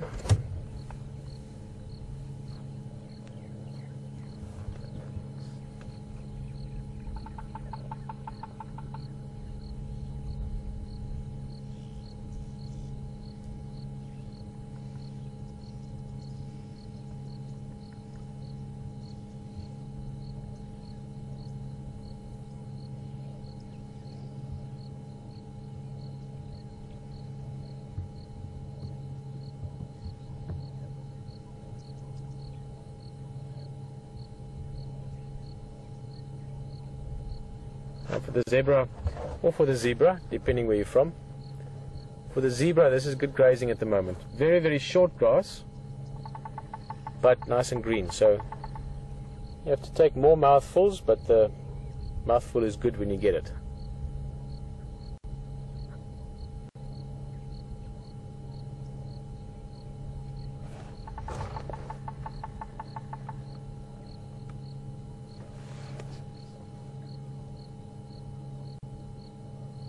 Any of these animals could give indication to the presence of the leopard. These zebras, not definitely, but very, very likely, would be the herd where this little foal was taken from. I presume last night or early this morning. Now again, that might make people sad. It is sad. I mean, to be honest, you see something. I mean, we had an incredibly close and raw experience the other day with the wild dog kill, and it is emotional. It is something that makes you feel uneasy with yourself sometimes. But at the same time, that is part of how it works. It is part of life. The leopard has to eat. Zebras eat their grass. Leopard eat the zebra, so forth and so forth. So it is something that happens. It is something that we will see, and there is something in us, all of us, even if you don't want to admit it to yourself. All of us has that hunter inside of us somewhere. That in the moment when the chase is on, we're chasing for the hunter, or cheering for the hunter, should I say. Some maybe more than others, but deep inside all of us, we know that we might not do so anymore in our daily lives, but you have to kill for your food sometimes.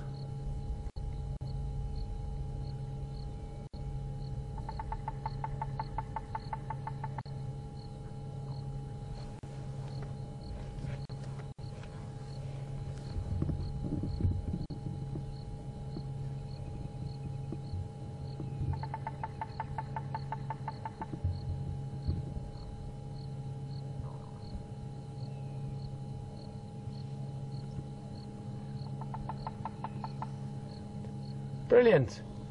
If I'm getting it right, thank you, Will. Hey, look at that hyena. Quick, quick, quick, quick. It's going to yawn. Look at those teeth. Sorry, I was looking this way and that way. And I'm always very excited to know we've got kids in the vehicle. It's just, I think young minds yearn to be out in nature, any nature. But certainly African nature. The spectacle, the scale of African nature is something that is really something all of us should experience in some way or another. This is a brilliant way to do so, and I think kids really enjoy it. So JK was just asking, JK, I'm actually quite curious, or would be curious to know where you guys are from, or in which school you are at the moment. I think it's so super cool that teachers, and it seems to be happening more and more, allow their kids to spend a little bit of time with Wild Earth, come for a game drive here in Africa, and even ask 1 or 2 questions. So if you could let us know where you're from, that would be great. If you're busy with class and you've got to get back to your studies, guys, do so in a few minutes after I answer this question. JK was just asking, when do we know when to back away? In other words, when we're driving around on safari and you bump into something, and presumably referring more to the big stuff, elephant, lion and so forth, when do we know when to back away? Well, I mean, there's so many situations. I'm sorry, I suddenly had about 1,000 thoughts go through my mind. I was just trying to think of a few. I mean, generally speaking, backing away is not necessarily the right thing to do. As a general standpoint, it's not always the case. The same as don't run. You know, they say don't run. Trust me, I've run a few times in my life. Usain Bolt would have been sweating to keep up with me. It's different when you've got a black rhino or an elephant or something motivating you, as opposed to a medal. But there's a moment when you know it. And to say when and why and how that is, that's down to experience, down to personality, down to your own motivations on those days. But generally speaking, you should know if an animal is bothered enough by you to be aggressive enough towards you that you have to run away. You should know that beforehand. In other words, you should pick up something about that animal's behavior at a fair enough distance to then not push it further. The most likely animal that people back away from would be elephant, just because they are very big and they can be very intimidating. What are we looking at? Do you see something?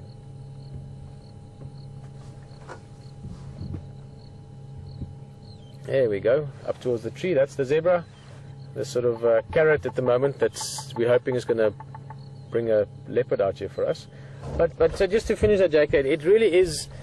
You have to read so much in the behavior before you get to that point. I mean, I've been in certain occasions where I specifically, and especially on foot when I was younger, to learn in the name of experience, I specifically pushed beyond the point where you would think that you know, where you would normally stop, just to see what happens, just to gain that experience. And you know, again, people could say, yeah, you should respect the animals and all that, and that's obviously true. Keep in mind, I believe that I respect animals as much, if not more, than most other people out there. But at the same time, an elephant chasing you and chasing you away, that's not going to upset his day. He does that with lions and leopards and hyenas and wild dogs. There's a giraffe as well. Wow, guys, let's turn a little bit. I think we might get a... Oh, it'll be so cool if it happens. If the giraffe comes out and basically skylines himself against the background, we've got a beautiful sunset now developing. That would just be great. So let's just move a little bit. There we've got the sunset busy developing, beautiful sky.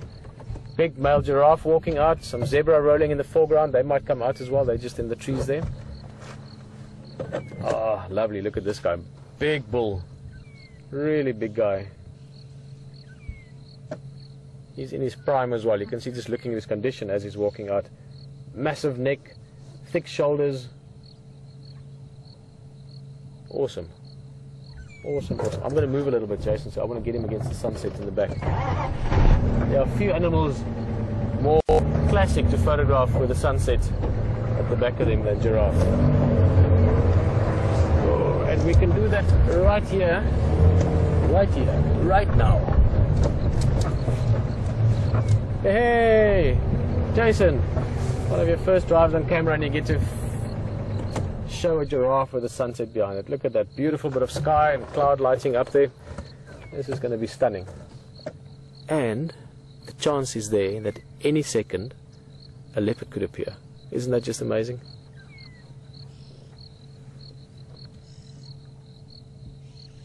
Just to get back to a bit of a rambling talk there, JK, I was going to say that, you know, animals chase each other in some capacity or another, often, every day.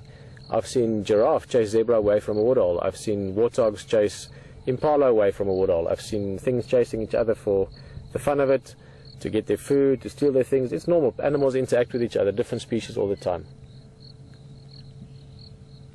But ultimately, the short, straight answer to your question, when do you know when to back away or run away from a big animal? There isn't really a set way to explain it, except there is a moment, in my experience always, there's a clear moment when you know when that is. And depending how you react to it, some people freeze up. I quite like that moment. Things slow down, Everything is crisp and clear around you. Your senses are up there in super sensitivity, and then you just do what you need to do. But only with experience. I must remember we're talking to kids here as well, guys. You don't just do that. You don't just go and say, oh, well, Peter said we can try this. You know, this is really, don't try this at home. Not that I'm too worried about you trying to see how close you can get to an elephant at home. It's not typically something you can get up to. But keep in mind, always respect things that you don't know as well. I've spent a large part of my life dedicated to understanding wildlife and behavior and animals. So it's in the course of that I learned those lessons, not sort of one weekend when I decided to give it a quick try.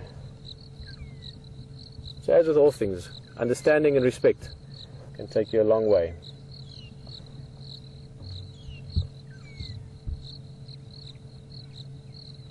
Here the zebra's coming out, sun dipping down, or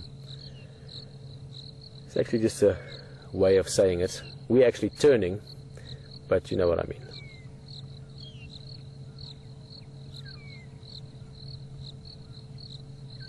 That's a beautiful zebra. That almost looks like the Birchill zebra in East Africa. Now, this is the Birchill zebra, or plains zebra, as in grassland zebra. And in southern Africa, they typically have quite a dark shadow stripe, as we'll see with some of the ones coming out just now. But this one is particularly light. This one you could say, or you would not be wrong in saying, it's a white zebra with black stripes. Now compare them to the next ones coming out there. There's a couple more coming. Those you might think might be black zebras with white stripes. What do you guys think?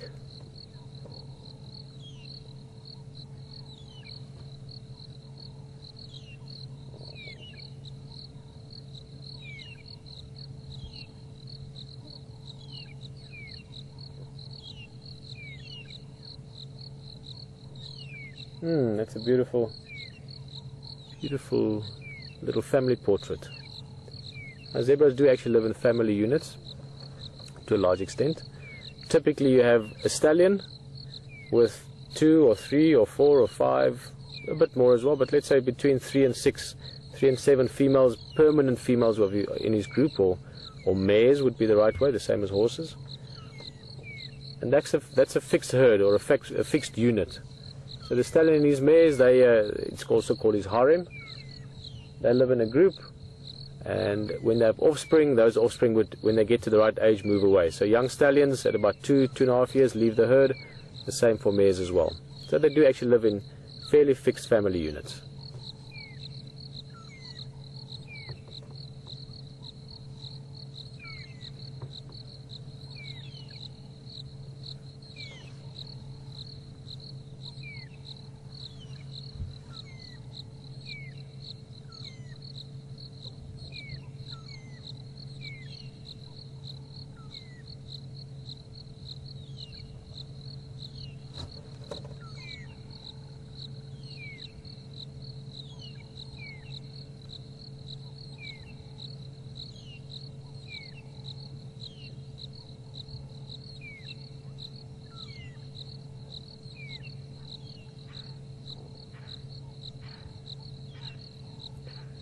Well, the zebras are moving along.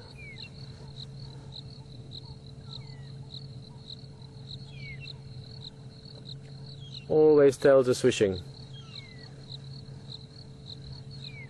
And those tails swishing away at the flies.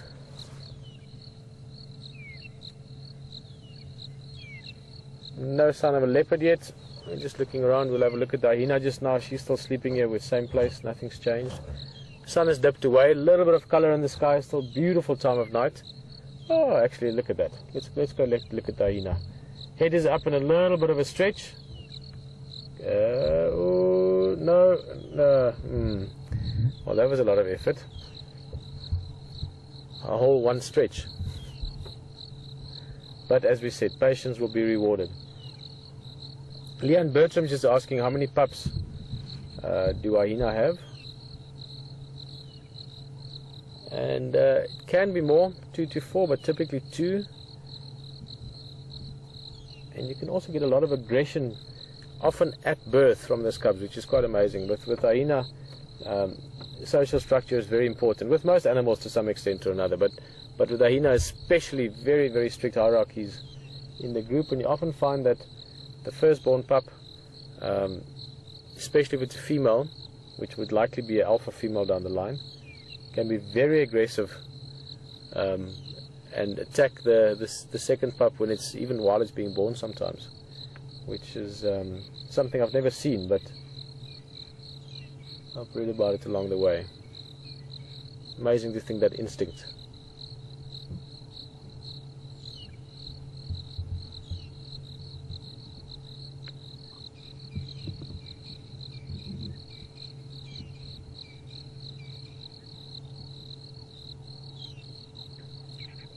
Life's pretty good if you're a hyena, or a zebra, or a giraffe, or on safari.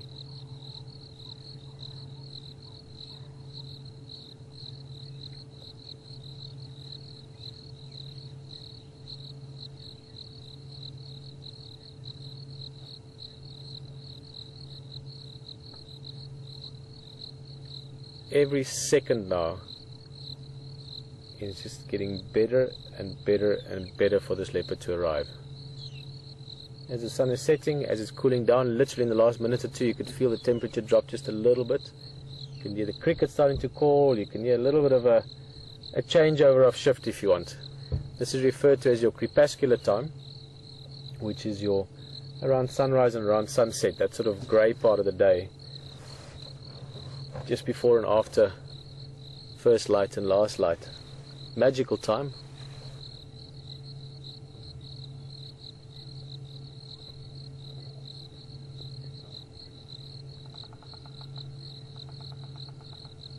And we could see a leopard at any second. Maybe not. He could be sleeping.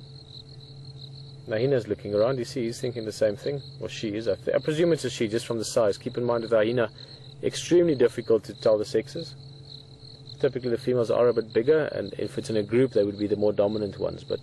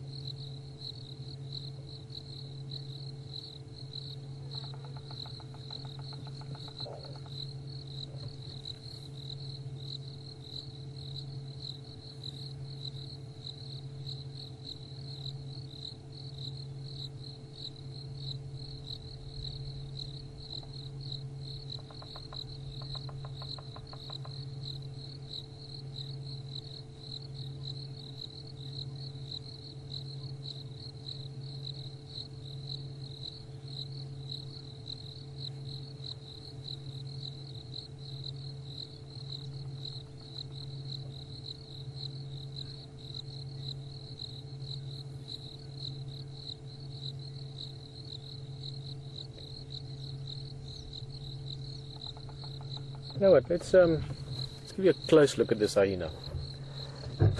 This is one that sees vehicles very often, very comfortable with us. We've sat here quite a while sharing a peaceful silence together.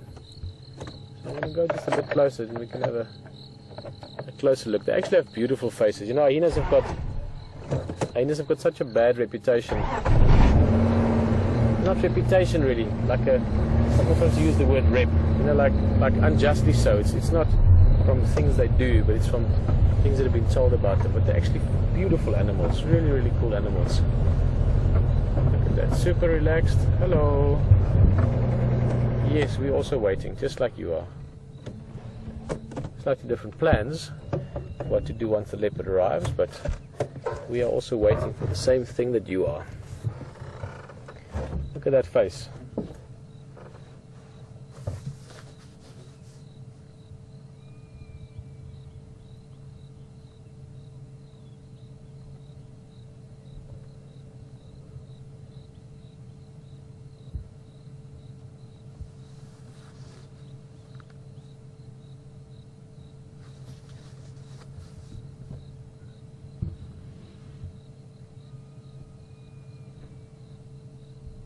Hello, Rita. Rita Gilmore from Texas. I think you asked the question just the other day as well. Nice to have you back on safari with us. Just asking whether it's unusual to see hyenas alone like this. Oh, I just love this. Look at that face. Super relaxed. I mean, she's only about 6 yards or so away from us, not even opening her eyes while I'm talking. Very comfortable with the vehicle, and this is one of the reasons why this is such an amazing area to experience the magic of what a safari is all about. Because you can really see animals just in the natural surroundings, just doing what they do. And Rita, doing what they do, it is not unusual for hyenas to be seen alone. They live in groups. They are group animals or social animals. They live in clans. But it is quite common that they will spread out in different areas. One walks this way, one walk that way, each in his own direction. And then getting a little half a beady eye there. Hello. And then if they find big food, and keep in mind hyenas often will eat small things. They'll even eat insects and little things they can catch, and maybe a small little bit of carcass like this one is hoping for. But if they find a big thing, like a big carcass, or maybe where lions have killed a buffalo or something like that, then you will find them calling the others in the group, getting the whole clan in. So yes, they are social animals, but it's not uncommon to see them, like in this case, on their own, or quite often in twos as well.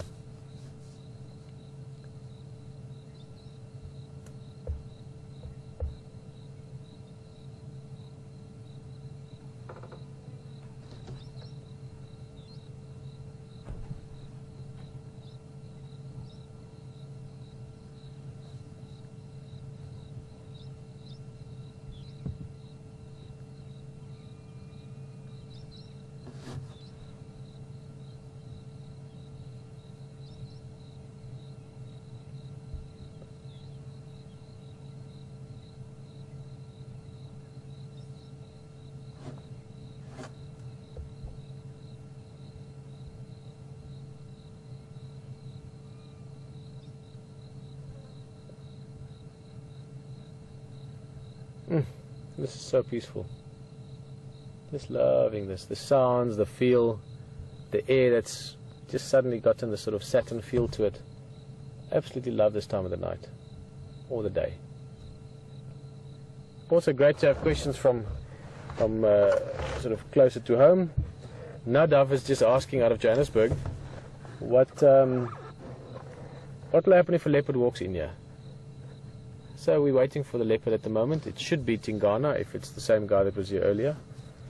Will he run away when he sees the hyena, or will he try and climb up the tree? Well, Nadav, I'll give you a third option there. He might chase the hyena. Now, typically, hyena dominate leopard, but typically hyenas are in groups and leopards are alone. In this case, big male leopard, one hyena. They're not that far or unevenly matched in terms of size. In fact, the leopard might actually be slightly heavier. You know, he might have a few pounds on the hyena. So that would be a possibility, but most likely is the leopard will see it. And I really hope this happens. I mean, we're going to sit here and wait, because it's a likely thing to occur, and an amazing thing to see if it does. But if we sit here, and the leopard, depending on where he comes from, he might come from the other side and see the hyena. He might go into a little bit of a crouch and just sort of try not to be seen himself until he's closer to the tree and just run up the tree. Hyenas don't climb trees. Hey, they do big yawns though. Nice clean teeth. That's what happens when you eat lots of calcium the whole time.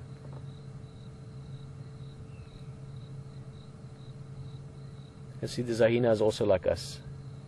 She's starting to think, come on, this has got to any minute now. She's done this many times. Hundreds of times in her life, just waiting, knowing there's a carcass, knowing something's going to come to it. But she also knows that this is the time to start looking around. Also, not impossible, other hyenas could arrive here, maybe ones from her clan, that's fine, but maybe other hyenas from a different area, that would be a potential worry. And a much bigger worry, a very real concern for hyenas, it's also possible that the smell from this carcass, hey, look at that, could draw other predators, namely or most importantly, lions. And if you're a hyena, you don't want to be caught napping when a big male lion arrives suddenly, because that could be your last nap.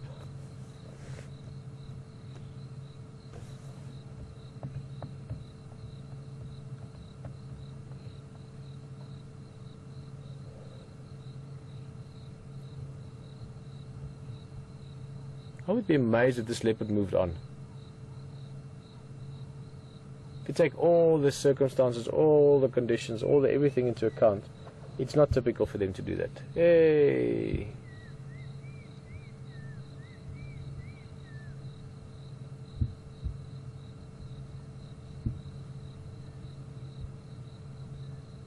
This is definitely a female. As I said, they can be quite easily confused with males. But you can see the two mammary glands that one of the two pups would have been suckling from. There you can see. Yeah. Where is she going? Maybe she's thought, this leopard's not coming and I can't climb a tree. I'm just going to go for a walk. I was going to say, just considering everything, we are on the cusp here of the territories between Tingana, the male we potentially going to see, and Mvula, the male we saw just the other day. So it might also be that Tingana maybe has eaten the last few days, wasn't all that hungry, got an opportunity, caught the food, took it up a tree, ate from it soon after the kill, and again this morning later, and then decided maybe to move on, maybe just to rather avoid confrontation from another male that might arrive here as well. Maybe he's moved along to go scent mark and do his thing. That would also be a possibility. I'm still very, very strongly for the fact that this leopard's going to arrive, just because that's why I'm sitting here. That's why we're sitting here. And I still think the chances are very good. The hyena does so as well. This hyena, she thought no one's coming, she'd leave. But if you're a predator, you have to be an eternal optimist. Otherwise you would never get out of bed in the morning.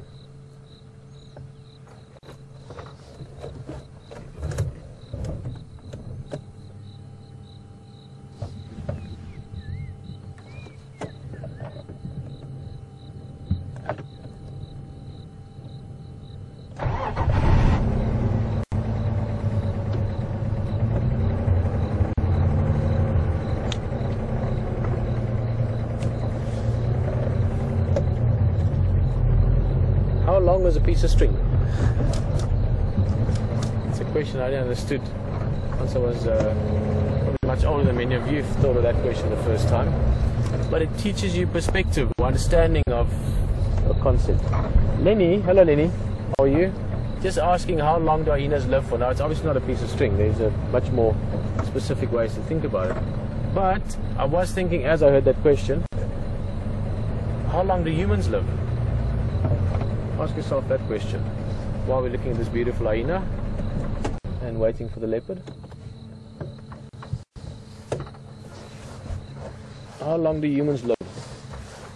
What was the average life expectancy of humans 100 years ago and 50 years ago, and for that matter 10 years ago, or living in the center of deepest, darkest Africa in a hut, or living in a big modern city somewhere in the west or the east or the north or the south?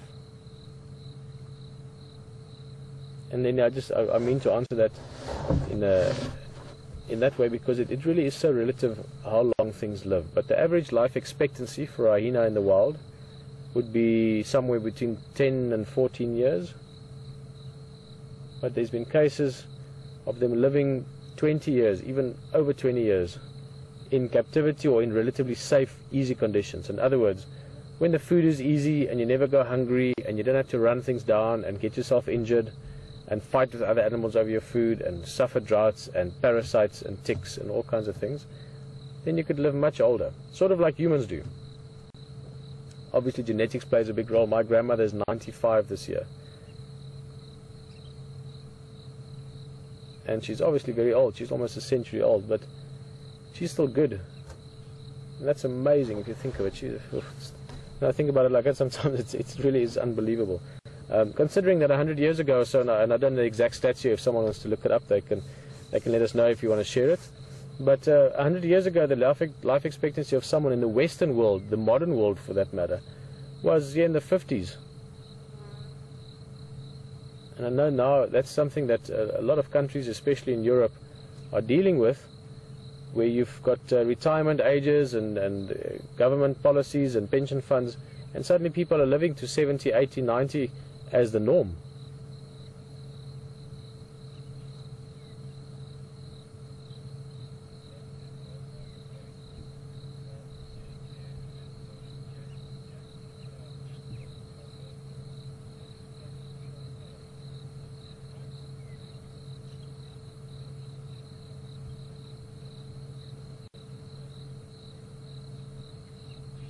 Oh, great. You see, I love kids for that. Always optimistic. Jackie's class had a little break. Jackie and them asked the question earlier. And they're back in the class and all the kids are cheering for a leopard. Come on, guys. But you mustn't shout it. You must whisper it. You must whisper leopard.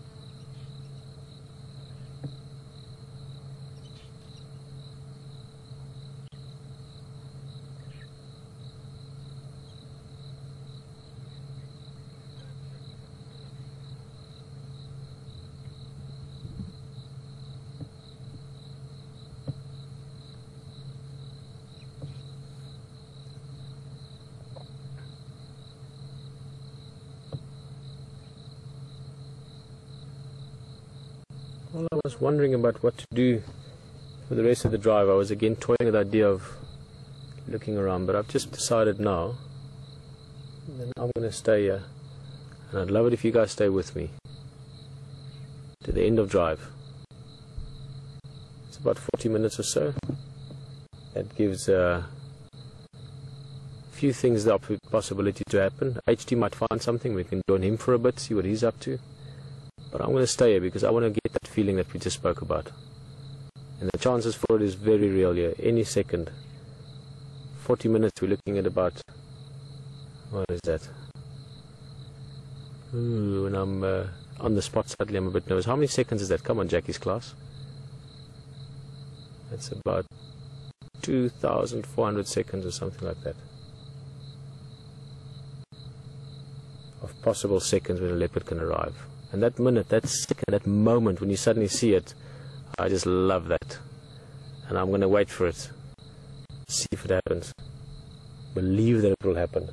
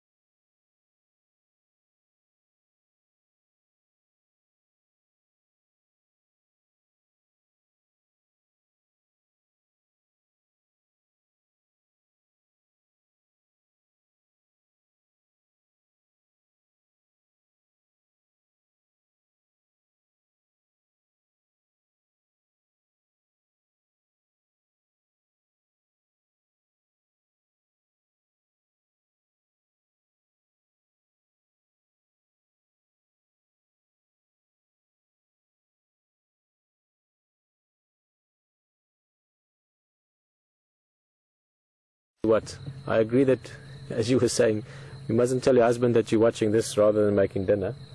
But if the leopard arrives, you have to call him. Because that is something that should be shared whenever possible.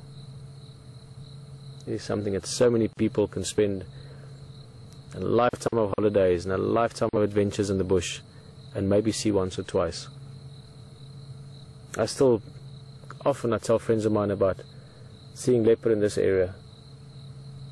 And these are guys that live in Africa, Namibia. They're guides, they travel, they see lots of places. And I tell them the kind of leopard you see here, and they sometimes think I'm making it up.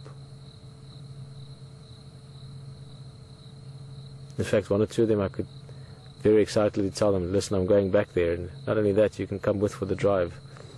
I've had some really nice responses from friends of mine that were born in Africa, live in Africa, close to the land, being amazed at the things we see here. Such a privilege.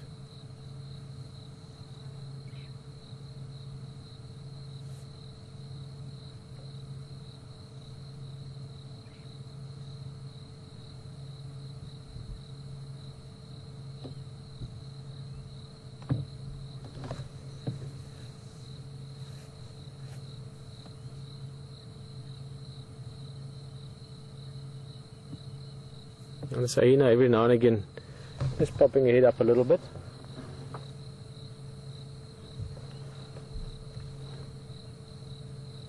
And that's just to look around. I mean, it's not necessarily that just hearing something, but you can see around us here it is quite an open area,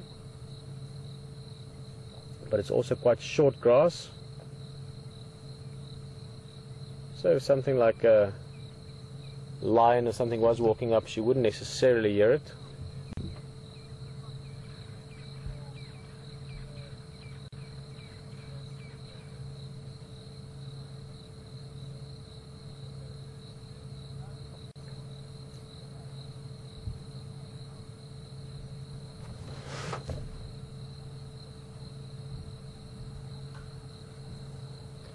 Well, there's another look around. And there's a game drive vehicle in their way as well. They're also going to come wait with us. Guys, just keep in mind, there's lots of things happening out there, and I think HT has got a little surprise. I know that he's working on a plan with this hippo. I think there might even be a naming thing in it, but he's got a plan. We were talking about it the other day. So enjoy it down at Treehouse Dam for a little bit. And I'm hoping HT is going to come join us as well towards sunset or towards the end of the drive. Maybe the leopard arrives by then. So we'll see you back here soon. And if the leopard arrives, the second I see it, I'll make sure you get back on the vehicle. Enjoy the hippo and see you just now. Welcome back, folks. I hear that you've got some really great things up with Pete on the Impala. Oh, there we go. Nice spotting there. Eagle Eye Alex again. Eagle Eye Alex, as I'm turning around looking at you, banging out information. It's good to have another set of eyes. I tell you, have a look at that guy. There's a beauty. There's a beauty. Nice big boy. Yeah, there's a big bull. Really nice. Well done, mate. Good spotting. That's excellent. Isn't he beautiful?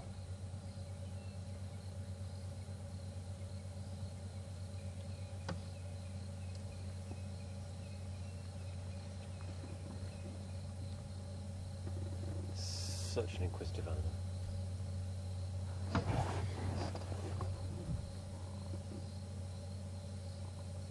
Not a care in the world at the moment, has he really? One care. Well, yeah, one care. But anyway, yeah. Yes. Isn't it? Really beautiful. Beautiful, beautiful markings. Fantastic. Just so clear. Gosh, they're incredible, aren't they? Absolutely spectacular.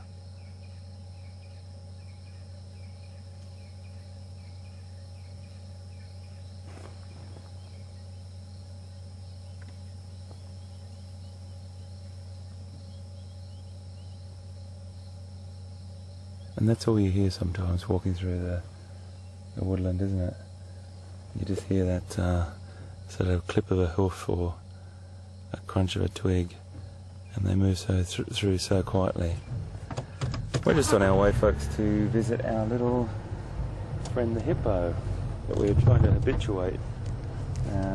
Well, we're just trying to condition him a little bit more to vehicles at the moment. And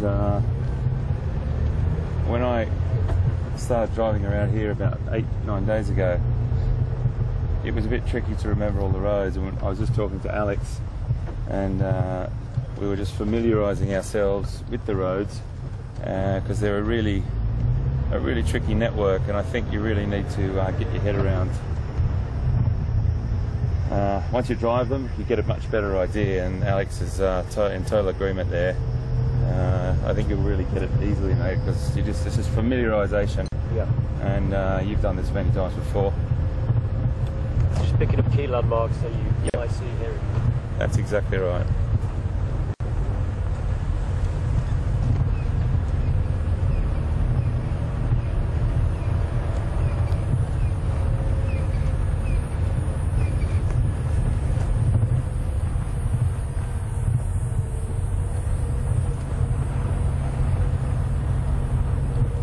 Going to go and see him. He's only hasn't seen us today, and we'll see if he's still there. He's definitely a much shyer hippo than the others on the reserves, so we'd like to just pop in, and we're up this way and just see if he is about. It's sort of a little bit in about an hour's time. They'll start to make their way out of there water safety zone, which is like their pond or their dam that they're in, or their river. In this particular case, a dam, and he would start to make his way to a grazing area, whatever that may be, or wherever that may be. Not sure if he's around.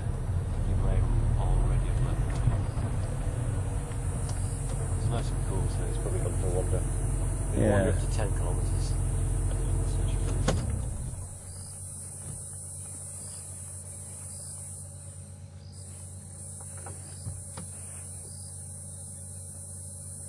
Can't see him anywhere at the moment. He might surface, and he might just be under the water.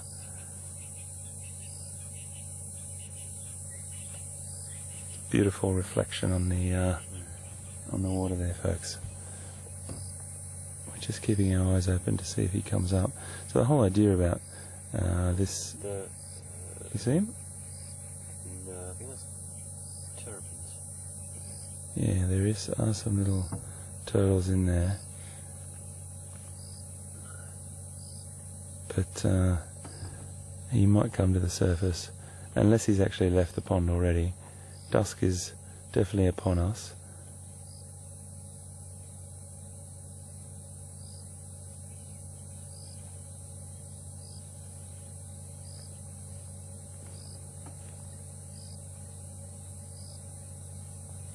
Reflection's quite lovely.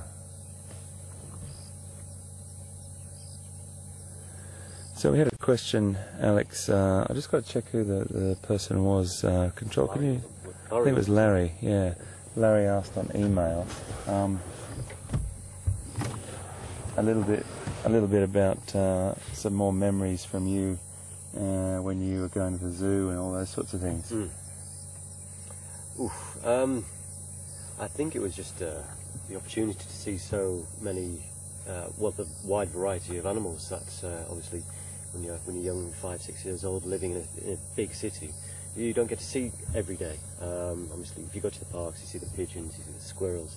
But going to the zoo on a weekend sometimes it's a fantastic opportunity just to see the diversity that that is out there, and just to see how different animals interact with each other, such as the cheekiness of the meerkats, and just the way the orientation of the penguins are, how they interact with each other.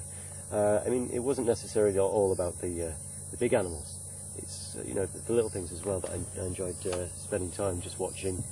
Although one thing I wasn't too keen on back then was all the snakes and the reptiles. They weren't my favourite back then, but I enjoy seeing all the reptiles these days, especially the big ones like the rock pythons and things like that. You can get some big snakes in this country, and they're just fantastic to see. But yeah, some of the happiest memories of when I was younger was just seeing all the way the animals interacted with each other, and just spending time just sitting there, just spending hours at a time just watching them. It was superb. It was great fun. And of course, getting hot dogs as well. Absolutely, mate. And I think one of the other things about zoos is they can be the catapult or the platform, the springboard for you to just sort of launch your wildlife enthusiasm. And there's a lot of great zoos in the world that do amazing education, and Toronto Zoo is definitely one of them. There's some great zoos in the world that are that catalyst or that point or that trigger for young people to get passionate about wildlife. Same happened for me, mate. So I totally have a lot in common with you there. Yeah. Zoos it doesn't have to be in a zoo where you can generate that enthusiasm for nature. And there's a plethora of stuff even on your doorstep, in your back garden, even if you just go for a walk into your local park. There's tons of stuff that you can go and see. Just look at the details, look at the little things, and enthusiasm will grow from there. Absolutely, mate. Totally agree. Shall we? We've been here for some time and he hasn't come up, so I doubt that he's actually going to come up. So what I'm going to do is just head up and let's just see if we can find Pete. Let's see if we can find Pete, and maybe we'll just pop ourselves down. We've got about 25 minutes to go. We'll just slowly creep along. I'll get some lights on in a minute when VM tells me. Yeah? Okay, mate. Actually, you know what, VM? I'm going to turn around here, buddy.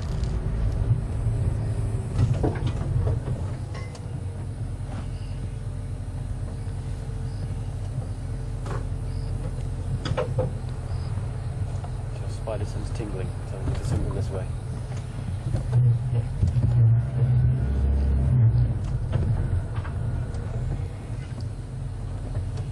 So, I know there's a few vehicles already up at the Leopard.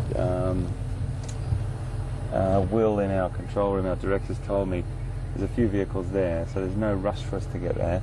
and Pete will definitely let us know if something comes in. So we might just meander our way down through a few more locations. What do you think, mate? Sounds like a plan. Sounds like a plan. We like a plan. Absolutely. It's so wonderful to have you on board as always. Just want to thank you for sticking with us. A couple of little dropouts earlier and a couple of gremlins in the system, but we try and iron those out as quickly as we possibly can for you, and you know we'll come back to you. You know we'll always let you know either via Twitter or email or on the website if something's gone amiss. But thank you very much. And it was a really great thing that people were watching this morning, and knowing that the rain had put us away, but then also watching their feeds to see that we came back online. And then, wow, did we come back online. It was one of the most beautiful sights, wasn't it, to see that big male this morning, mate? Absolutely. 2 in 1 day. I think I might have you aboard a little bit more often, mate. You're a bit of a lucky charm, my friend. A day of jaws, paws and claws. Yeah, oh, I like that too. Fantastic. So we're going to get our lights on.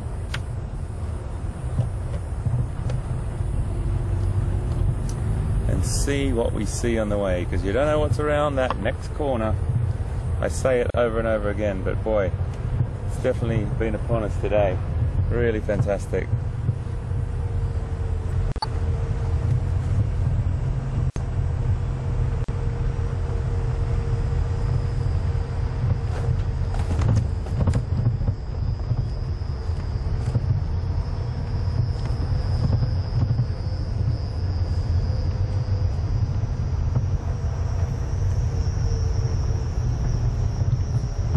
Alex, we've got a tweet from Barb G wanting to know if you were born in Canada and raised in England.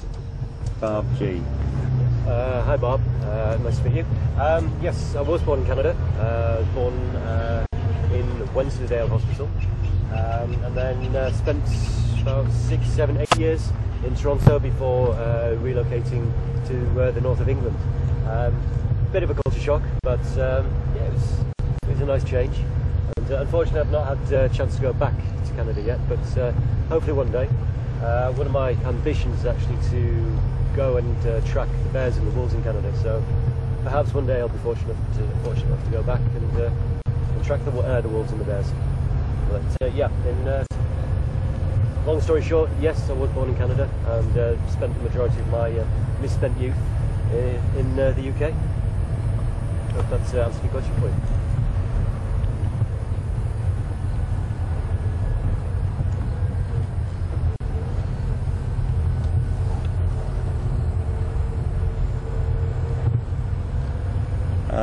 I think we ought to sort of creep around these little tracks here. I like these little tracks, and I think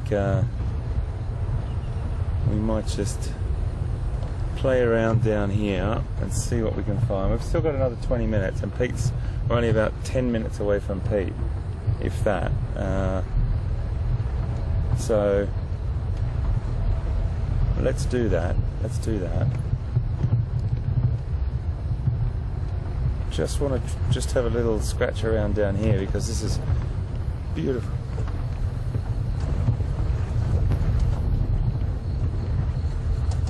So we'll just keep looking around, you never know. And Pete's up there with his eyes glued to that tree, and I really want that leopard to come for him tonight. He needs a leopard fix. Now Peter, such an incredibly knowledgeable guy. He's a pleasure to be around, isn't he, mate? Definitely. He's such a good guy. It's just passion, it's enthusiasm. Yeah. It's contagious. Yeah. He's a good fella.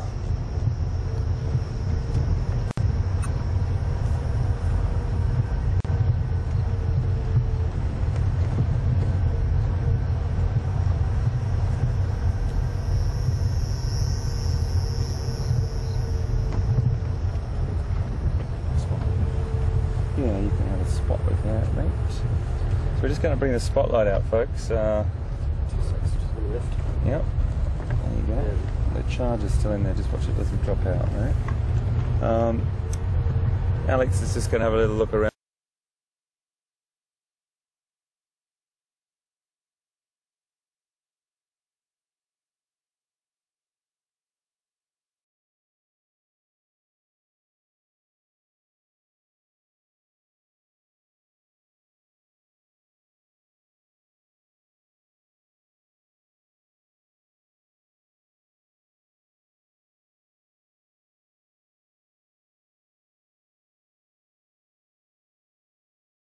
We still get a visual on it, but we don't put it in their eyes. And we got a question last night about that.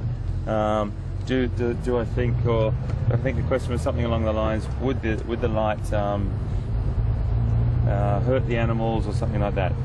If you think about having a very strong light shining in your eye,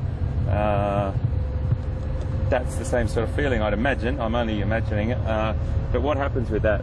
You become dazzled. And when you get dazzled, that's what we don't want to do, because that sort of thing could impact on one of the animals' survivals, really. Because if they're dazzled and a predator, sorry, I just got a fly in my eye. Please apologise.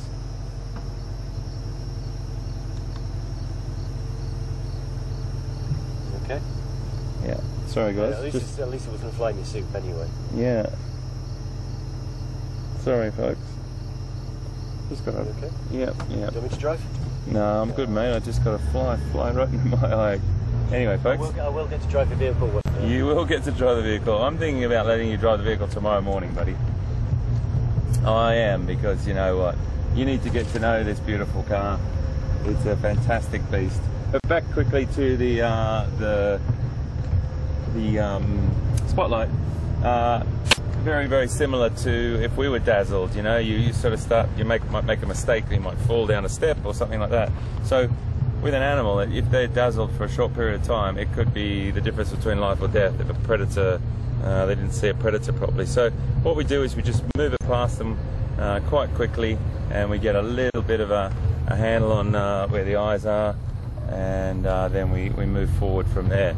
But I'm not going to make the camera go cross from side to side. You can just trust that Alex is looking with the spotlight at the moment, just to see if there's anything available for us on our way. I probably won't be able to head up to that leopard sighting to join Pete not the leopard sighting, the kill in the tree, because there's already 3 vehicles up there, and we don't do any more than 3. So I'll just cruise around here and we'll see what we can see, and we'll probably cross to Pete in a few minutes and see what he's up to.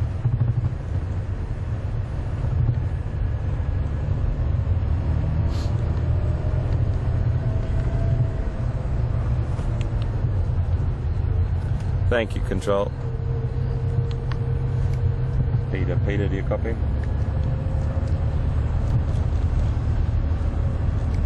Peter, do you copy?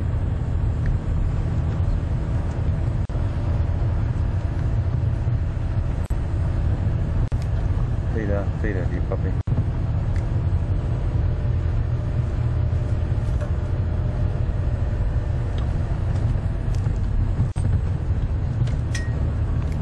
Hey mate, what's the situation at your English sighting, mate? Is there any room for one more?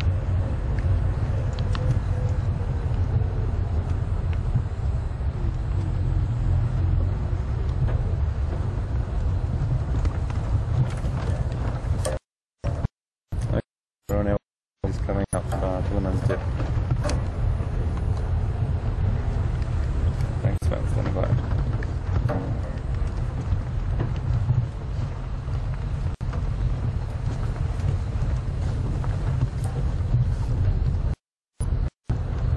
Peter, do you copy?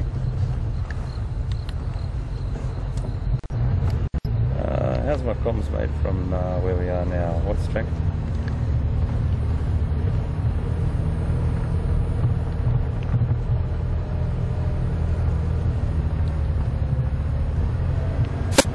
Thanks, mate. Standing by.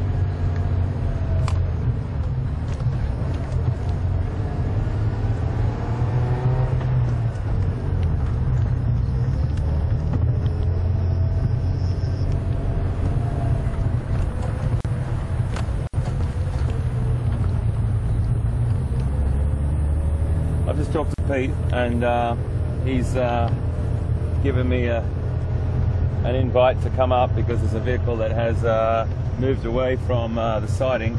So that's going to give us access to sit there and potentially see if this Tingana, the leopard, comes back to finish off his zebra dinner. And then we will be able to just sit there and close out with you tonight. And just want to thank you before we get there for being with us today and tonight. This morning was absolutely phenomenal. Very quiet in the morning, but then finished with that beautiful Tingana leopard where we're going back to now. And then this afternoon, Alex's first leopard spot on his second drive. It's just sensational to have him on board. VM, beautiful footage this afternoon, mate. Thank you so much. And when we get to the site, we'll probably cross over to Pete, but we'll cross to him now and see what he's up to. Thanks so much, guys, and we'll see you just now.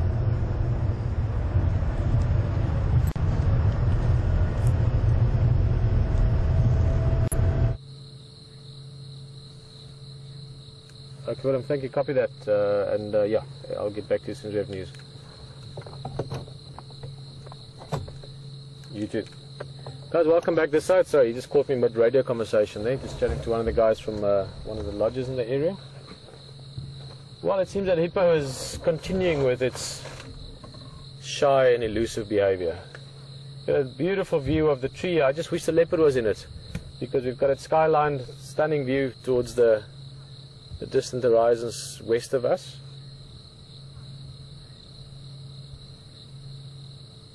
Just going to move a little bit.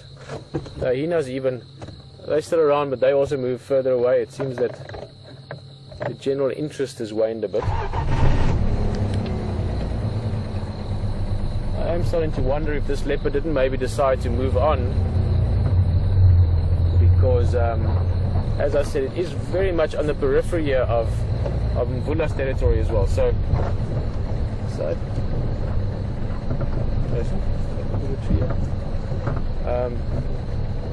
I'm wondering if that didn't play a role. Maybe he decided, you know what, I'm not going to take chances and hang around here. I've got a full belly already. I'm happy, and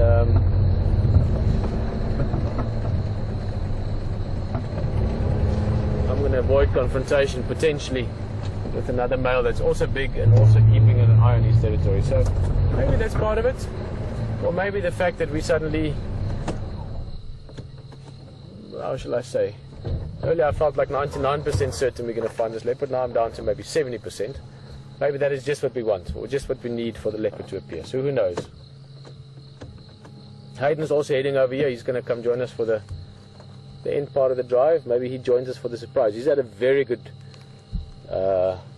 couple of days. He's had incredibly good luck, which I'm really happy about. He's a super nice guy, and he's had lots of challenges coming into this area. New roads, new people, new radios, everything going on, and this whole live thing, and suddenly getting to know that, you know what, this is actually extremely real. People are sitting with me on the vehicle from around the world all the time, and all of that's very exciting. He's enjoyed it immensely, but at the same time I'm happy with all of that going on. He's had a really good run of finding different cats as well. He found Quarantine the first time, he found Karula tonight, he found those wild dogs again the other day. So who knows, maybe that little bit of luck is all we need. If he arrives at just before the end of drive, maybe that will get us a leopard. Lots of insects tonight. That bit of rain we had over the last day or two, obviously it's starting to show its effect. Moths and mozzies and all kinds of things buzzing around us.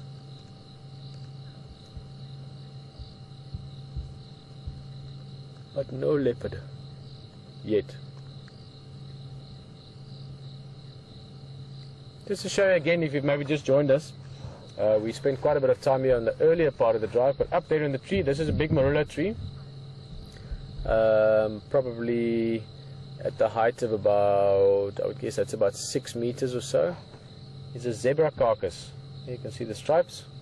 It's a young zebra foal that got killed by a leopard, a big male leopard called Tingana, which coincidentally means shy.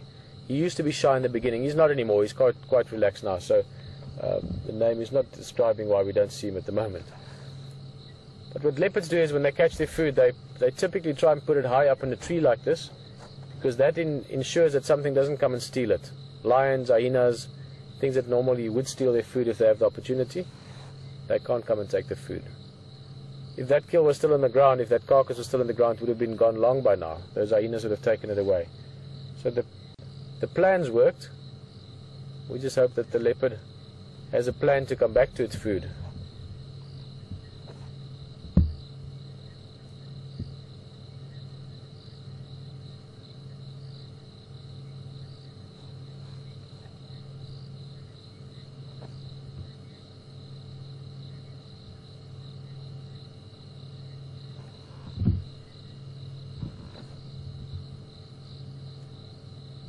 Such a perfect tree for a leopard. If you look at the tree in sort of its totality, or the whole tree, it's got a nice long trunk from the bottom, so it's quite a bit of a distance from the ground to the first fork.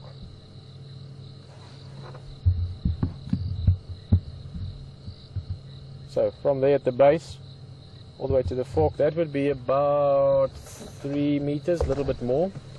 High enough that, I mean, a lion, if it really wanted to, could scramble up there, but it would be a scramble.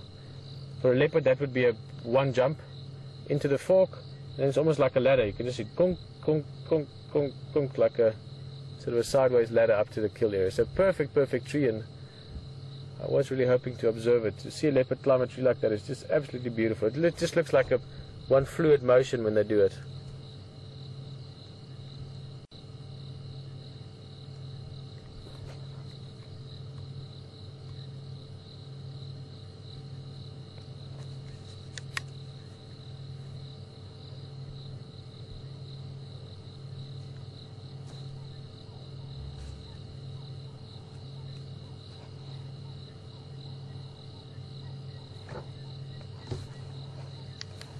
Just when you start thinking nothing's going to happen, anything can happen.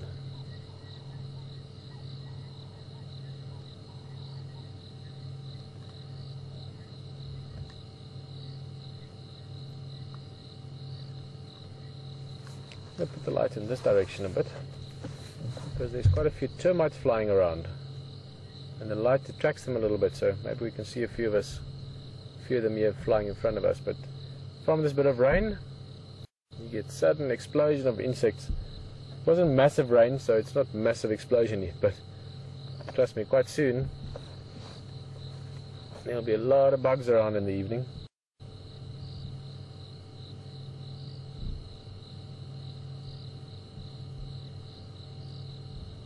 Just imagine we're sitting here and suddenly a leopard appears just there. This is like a beautiful picture if you look at it. Tree in the background, another tree here. There's a little termite mound area here. There's a bit of a high area, so if the leopard was coming in, he could come around the back of that, peek over the edge, see if there's hyenas around, quickly scamper to the tree. So I would love it if we suddenly saw a leopard's head pop out just there. And then run to the tree, one jump to the fork, kunk, kunk, kunk, kunk. That's how it'll go, just quicker than that. Oh, oh no, it's a car. Freudian slip there. For a minute I thought I saw an eye, even though I didn't have my spotlight in my hand, so it couldn't have been an eye. But I know what it is. I introduced him as part of the wildlife the first day. Aiden is one of those people that still has the wildlife as a big part of him, big part of his heart. So he's going to come join us. Last few minutes we're going to say cheers together. As I said, maybe he brings that luck with him.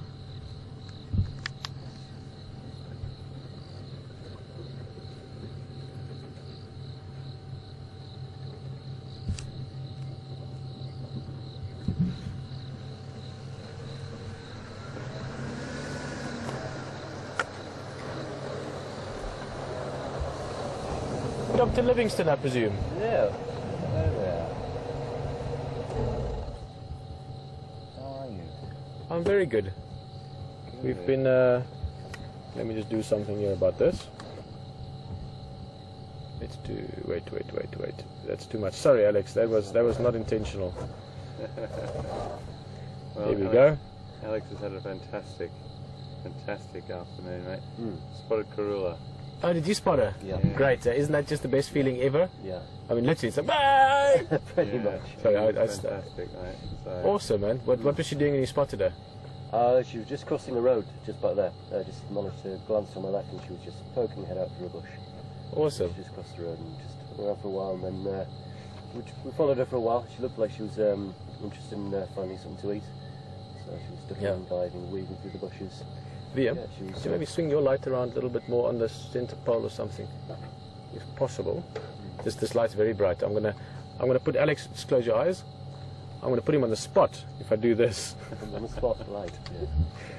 Thank you. Yeah, we saw Karula briefly. Unfortunately not with everyone on the vehicle. yeah. Because we went looking there, and then I heard Franklin's guinea fowl. We were weaving through, and we found it just as she was crossing into Buffelshoek, and the signal was breaking up as well. Yeah. But I did see her. You know, she's my girl. Apart from my 2 girls at home, she's my girl. Oh yeah. Well, So- I tell you what, you might have a bit of competition, mate, because I think I fell in love with her today too. She is awesome, really is just a beautiful cat. Absolutely magnificent. Just so beautiful, just so elegant, and like she really did. Yeah, no, she's got a real flair to her. Yeah, and very, very comfortable with the vehicles too. Hey, just so Oh no, big time. relaxed, No, she's peaceful. really peaceful. Her name very, very apt. Guys, I think it's almost good night time. We've been hoping for this leopard, but I was hoping your luck would rub off. I've been saying you've had such a good run, and I'm so happy for you. You've had a lot of finding things, which is the best way to see things. But from our side, it's almost good night time. Alex, I'm glad you're getting out here as well, this side of the camera and this side of the directing part.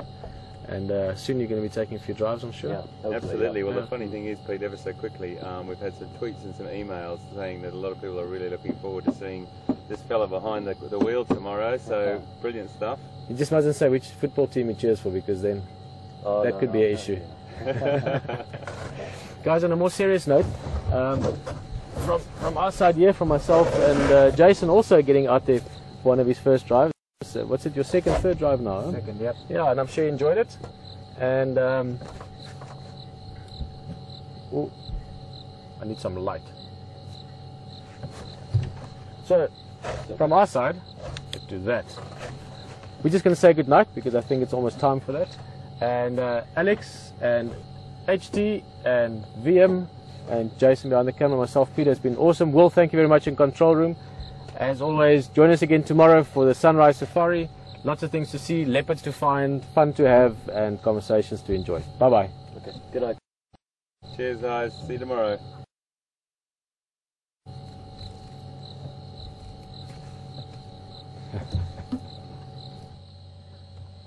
Leopard! Where's the switch? What switch? The light switch. On the light. The red light. No, on the light itself. Thank you, Will. Nice drive. We'll see you. It's about probably 10 minutes or so from here. Shut it up, please. Thanks, guys. Thank you. Okay.